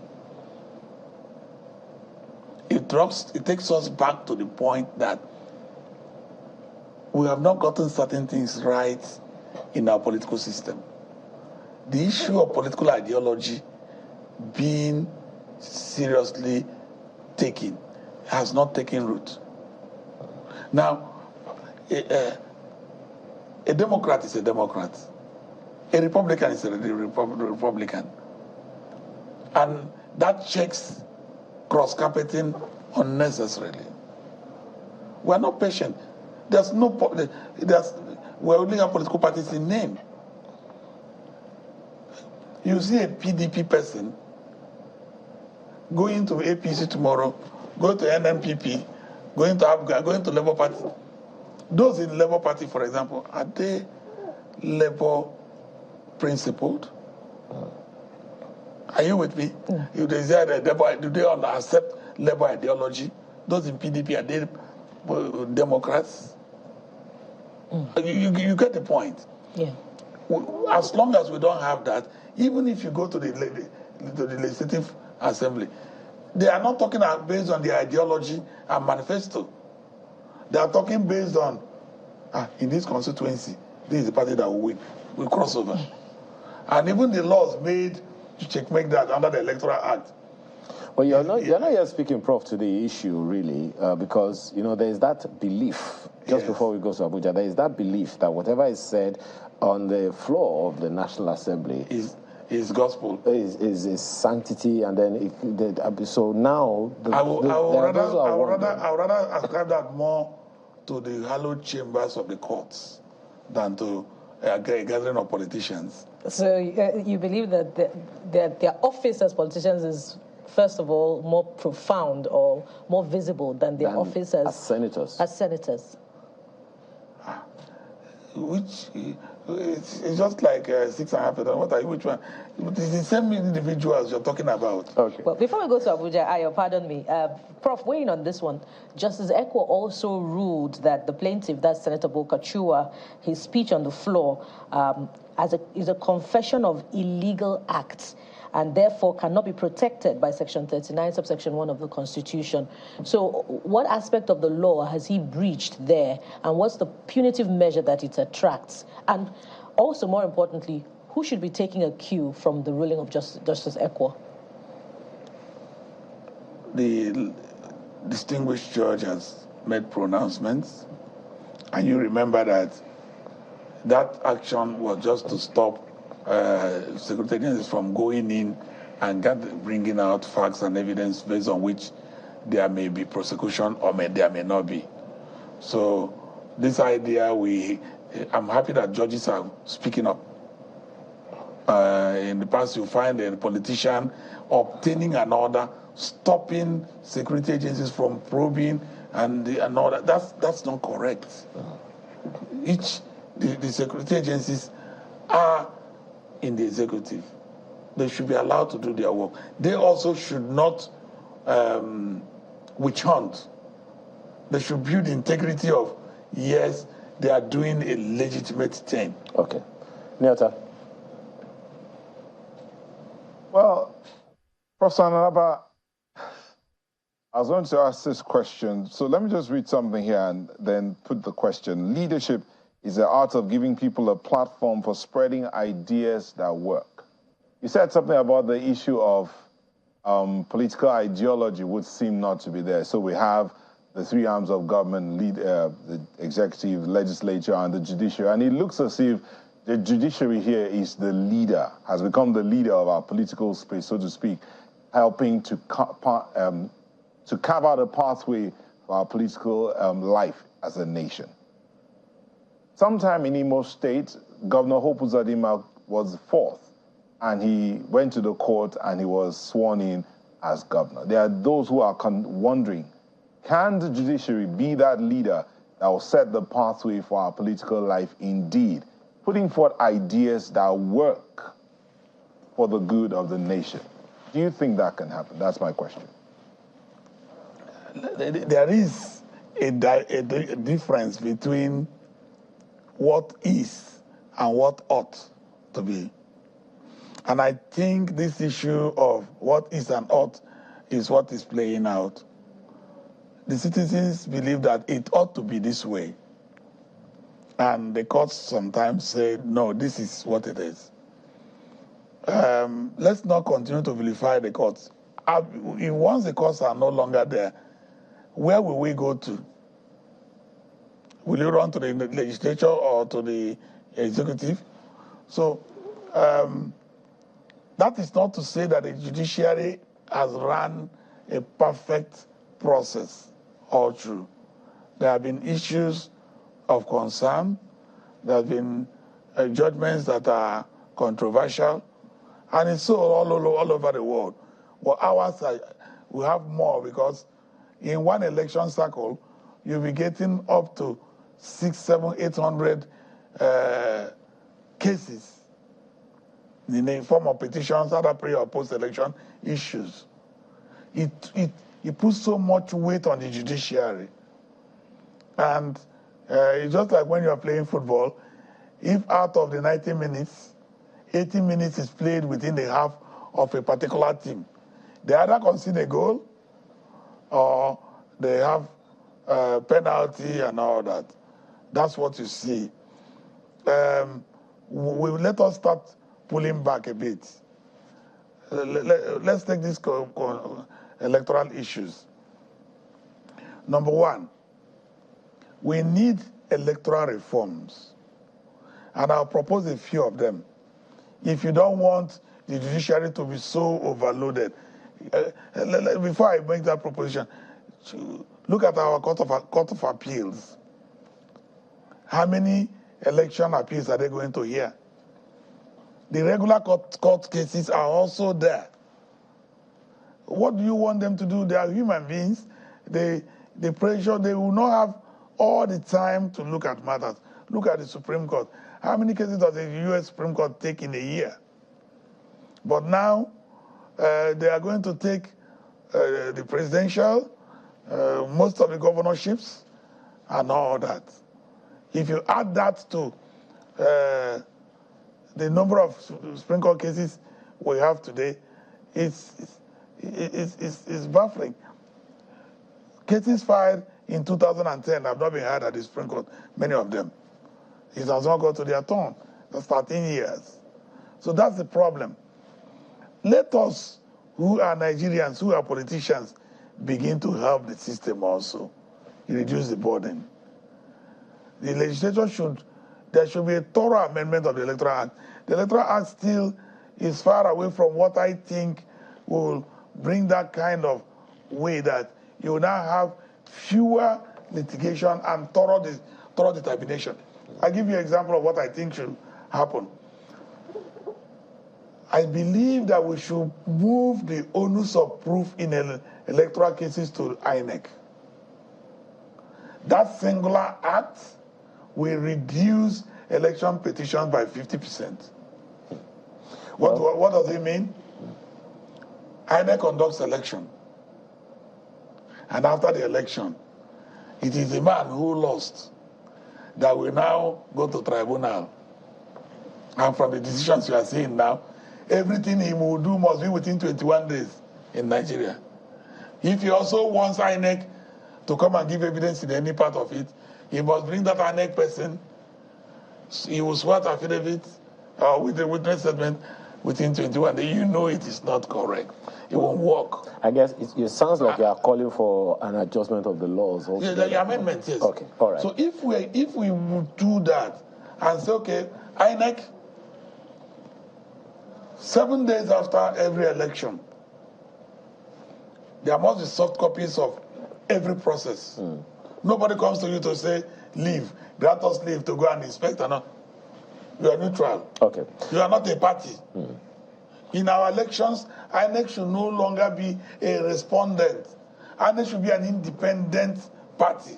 Well, you call INEC, they bring all the processes, so that within 7 days, each party will look at it and see whether there's anything to compare. We can finish our election petitions all the way to the Supreme Court within 5-6 weeks. Wow, interesting. Well, we have to thank you very much, Prof, for this morning. It's been very, very insightful. Professor Paul Anaba is a senior advocate of Nigeria. Thank you so much for your thoughts this morning. And that's our program this morning. Thank you for the privilege of being a part of your morning. I'm Ayo Makinde. Have a wonderful and beautiful day. Indeed, we see your mails, but unfortunately we can't take them today. We'll bring you your feedback tomorrow. Thank you so much for watching this morning. I am Bukola Koka. And I'm Neota Igbe. Have a good day.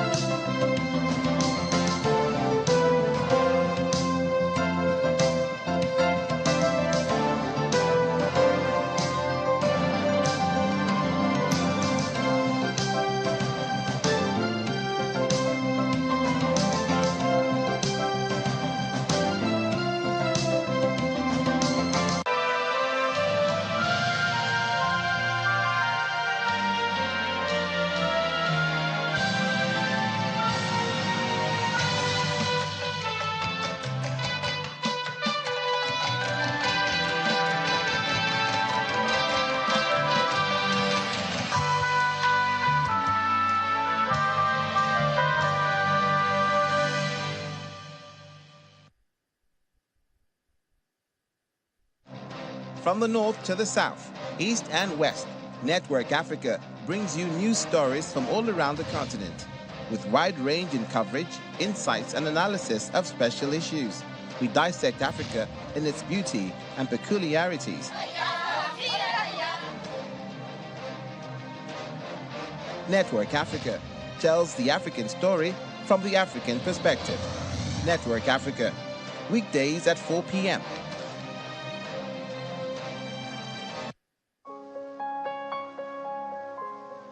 Religion acknowledges it.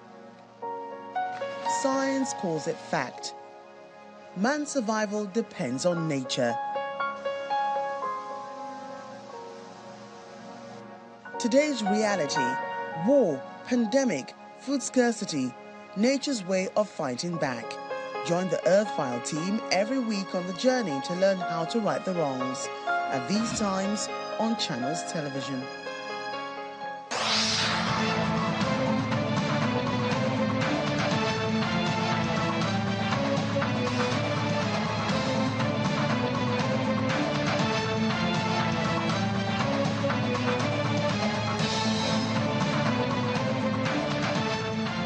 Top of the morning to you. Welcome to our special coverage of the Russian invasion of Ukraine. I'm Olumide Macaulay. The headlines.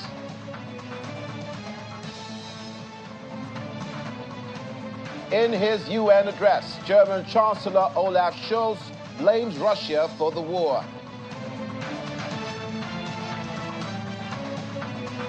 At the United Nations, American President Joe Biden says world must stand up to Russia. Plus,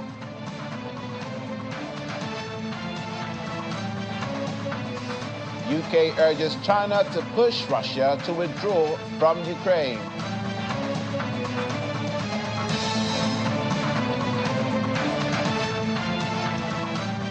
Thank you for joining us. Speaking against the repercussions of the conflict with Ukraine, which has had on the global economy, the German Chancellor Olaf Scholz told the United Nations General Assembly that Russia is responsible for the war. This week, Germany announced a new 400 million euros for Ukraine as part of a new aid package, but Kyiv has been pushing Berlin to supply it with the missiles, which have a range of more than 500 kilometers and are launched by fighter jets. German Chancellor Olaf Scholz has repeatedly made it clear that Berlin will only act in concert with Washington on arms delivery.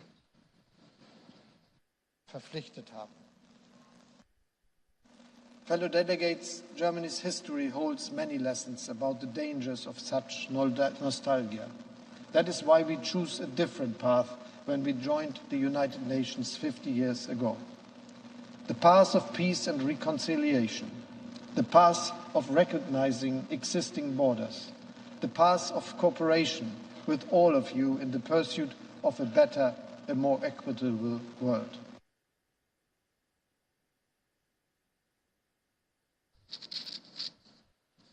German Chancellor Olaf Scholz, also at the General Assembly of the United Nations, and in his speech to welcome the attendees, U.S. President Joe Biden appealed to world leaders to stand with Ukraine against Russian invaders, hoping Republicans in Congress will also take notice. According to him, Mr. Biden, a Democrat, has made rallying U.S. allies to support Ukraine a leading component of U.S. foreign policy, arguing the world must send a clear signal to Russia and President Vladimir Putin that he will not be able to outlast the West. President Biden has faced criticism from some Republicans who want the United States to spend less money on the war effort. Former President Donald Trump, the frontrunner for the Republican nomination in the 2024 presidential election, has vowed to seek a quick end to the war if returned to power.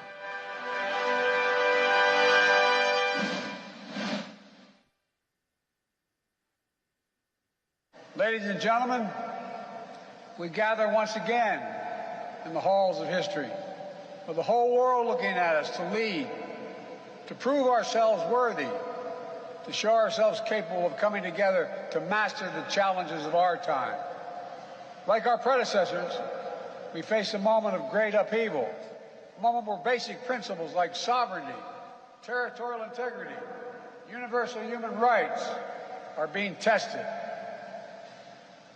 You know, a moment in historical challenges, from accelerating climate crisis to once-in-a-century pandemic, have exposed inequity and exacerbated insecurities across the world.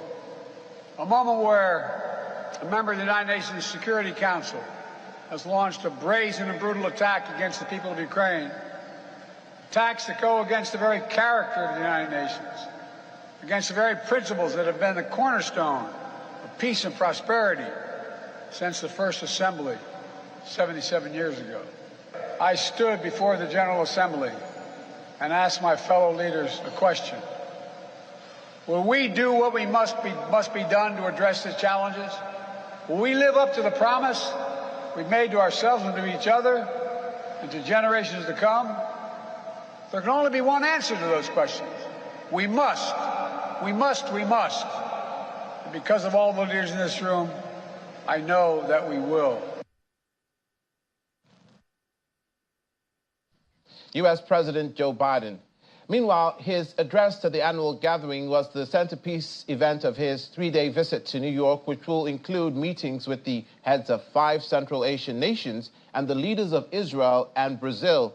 Now, in his address, President Biden also urges international cooperation to regulate artificial intelligence and says that the U.S. was committed to cooperating with China on important issues like climate change while pushing for Beijing to respect international norms. No nation. Yet, for the second year in a row, this gathering, dedicated to peaceful resolution of conflicts, is darkened by the shadow of war. An illegal war of conquest brought without provocation by Russia against its neighbor Ukraine. Like every nation in the world, the United States wants this war to end. No nation wants this war to end more than Ukraine. And we strongly support Ukraine in its efforts to bring about a diplomatic resolution that delivers just and lasting peace. But Russia alone bears responsibility for this war. Russia alone has the power to end this war immediately. And it's Russia alone that stands in the way of peace, because Russia's price for peace is Ukraine's capitulation, Ukraine's territory, and Ukraine's children.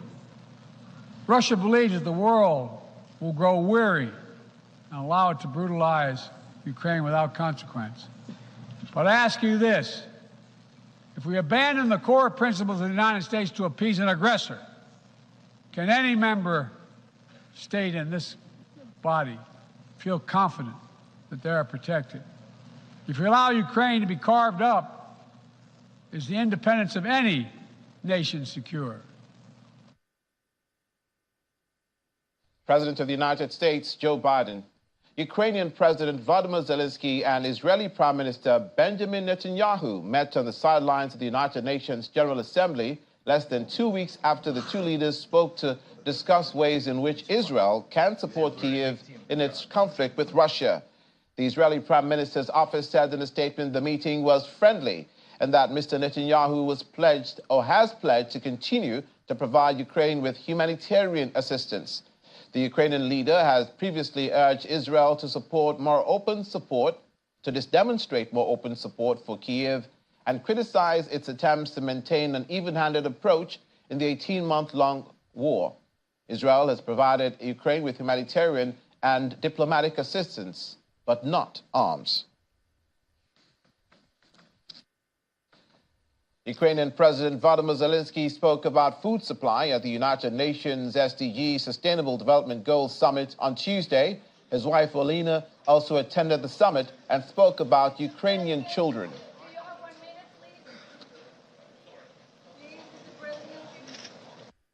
Glad to take part in the summit, and it might seem a bit strange to discuss sustainable development when the only sustainable thing is that this world is unpredictable. But it is not the case. Our solidarity can make things predictable. Ukraine will never give up its role as guarantor of global food security. Nobody expected from us that we could press the Russian fleet out of our Black Sea waters, providing more roof for the Black Sea Grain Initiative as well as humanitarian initiative grain from Ukraine.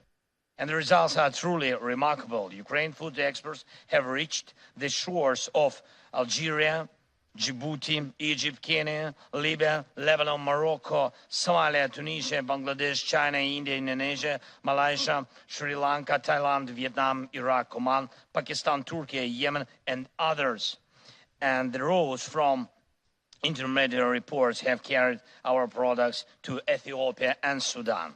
And this was a total of 32 million tons of food. This is 32 million tons less chaos. And I thank all those leaders who supported our export programs. Ukraine proposed a very clear action to prevent any turmoil on the global food market.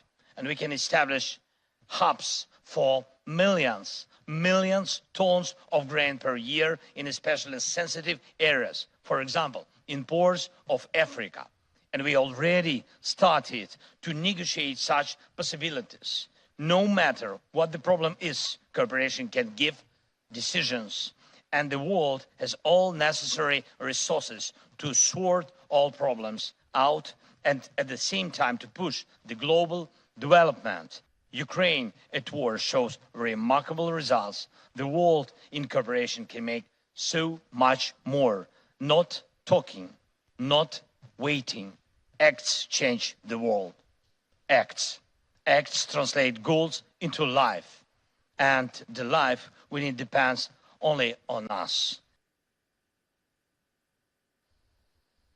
Mr. Vladimir Zelensky, President of Ukraine. On the sidelines of the UN General Assembly, NATO Secretary General Jens Stoltenberg indicated that Ukraine needs air defenses urgently and that the Western military bloc should also focus on maintenance of arms already delivered. Mr. Stoltenberg called it a war of attrition, but not a stalemate, as Ukrainian counteroffensive, according to him, is making gains.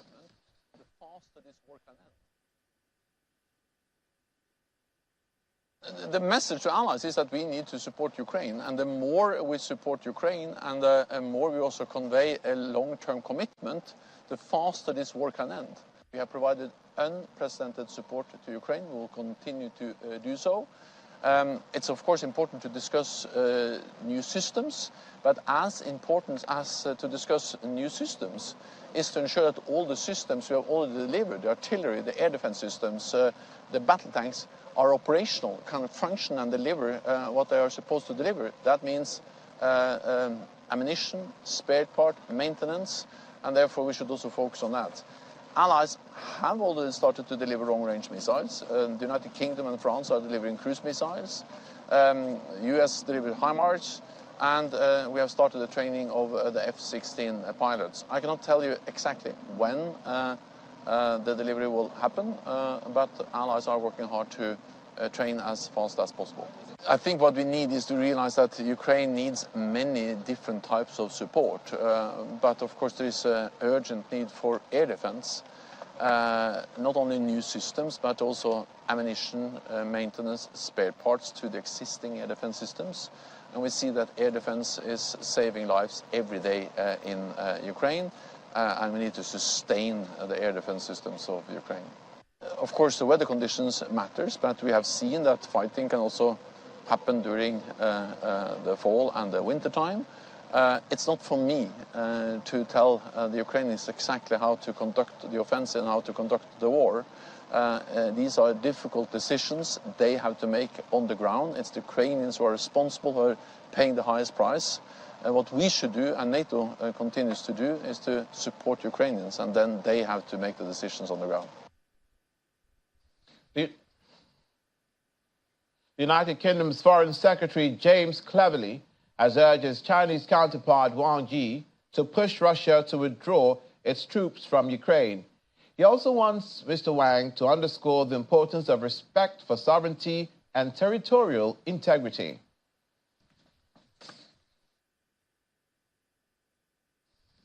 Now let's talk to senior lecturer at the Anglo-Ruskin University, Dr. Tony Agwins, who speaks to us virtually from London. Good morning and welcome to the program.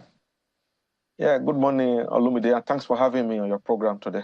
It's our pleasure. This was President Joe Biden's more convincing public appearances, as he spoke of the need for the world to come together and called Russia the aggressor. Was, in your estimation, his speech inspirational? Yeah, I would say this speech was very, very encompassing, inspiring as well, you know, considering President Joe Biden's age and all that. So there was a lot of energy and vibe as he addressed the United Nations General Assembly. And then the speech covered a lot of ground. And in terms of, you know, international diplomacy, I would say that he did score a lot of high moral ground, depending on which side of the divide whoever is listening to President Joe Biden is, you know, with respect to the Russia-Ukraine crisis.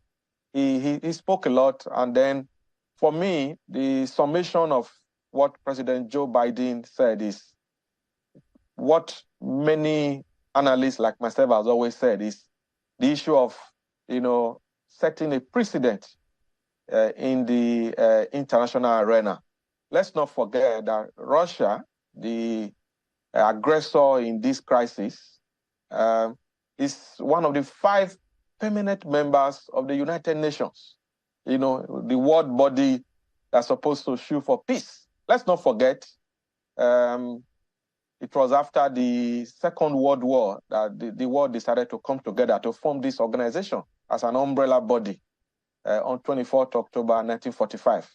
And like President Joe Biden said, it's about 77 years now, you know, that body has been in existence. So it was a very powerful speech, and I think the message was very well received across the world. But like I said, it depends on whose side of the fence that whoever is listening is standing on.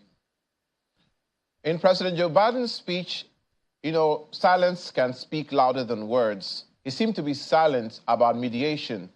He spoke about the problem. He spoke about the need for galvanizing action.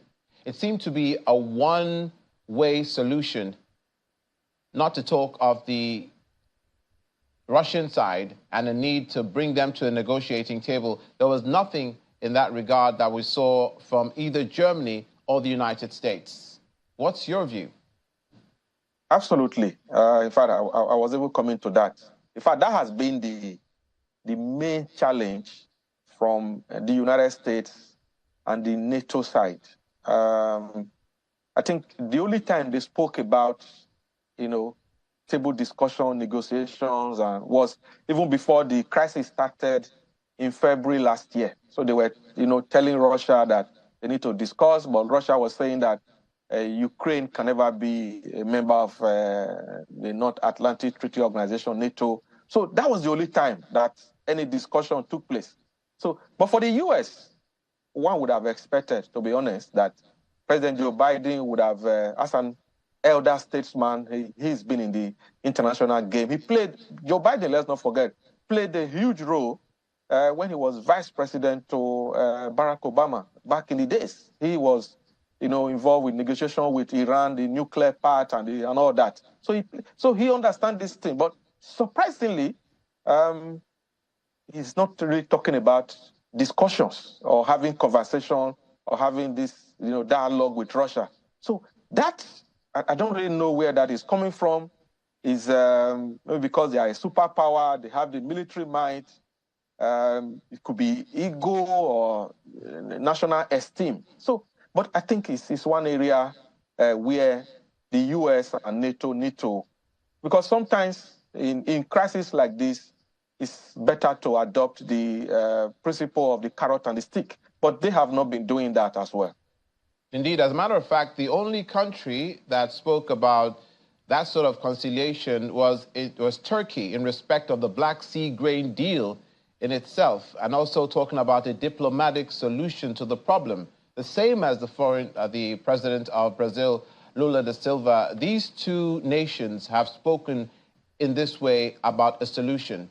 Beyond the rhetoric, did you see, for instance, any movement from the nations for a solution, even militarily speaking, to maybe ramp up support, maybe ramp up arms, maybe continue to involve other nations who have not been supporting Ukraine militarily, such as Israel, who have said, look, we're here on a humanitarian basis for Ukraine. Did you see anything that can translate to action on the part of the United Nations?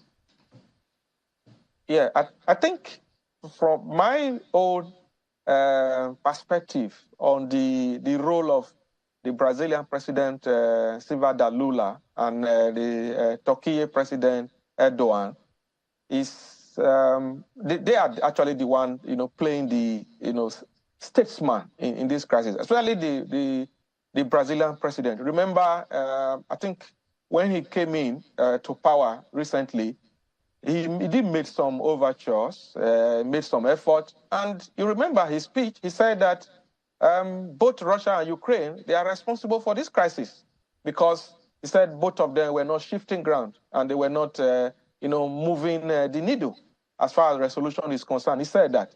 And then the Chinese president actually also made some effort, but his effort was very, very lax because most countries saw them as pro-Russia. So that, again, didn't work. But I think the Turkish president, for me, is the most likely statesman in this, bringing both sides to the table. But let's not also forget, knowing the United States and how they, go about their international diplomacy, it would not surprise me if the U.S. are also having some undercurrent behind-the-scene pull on both Turkey and Brazil. So all these things, like we always say in international politics and diplomacy, it's a merry-go-round. It depends on when the menu gets to your table.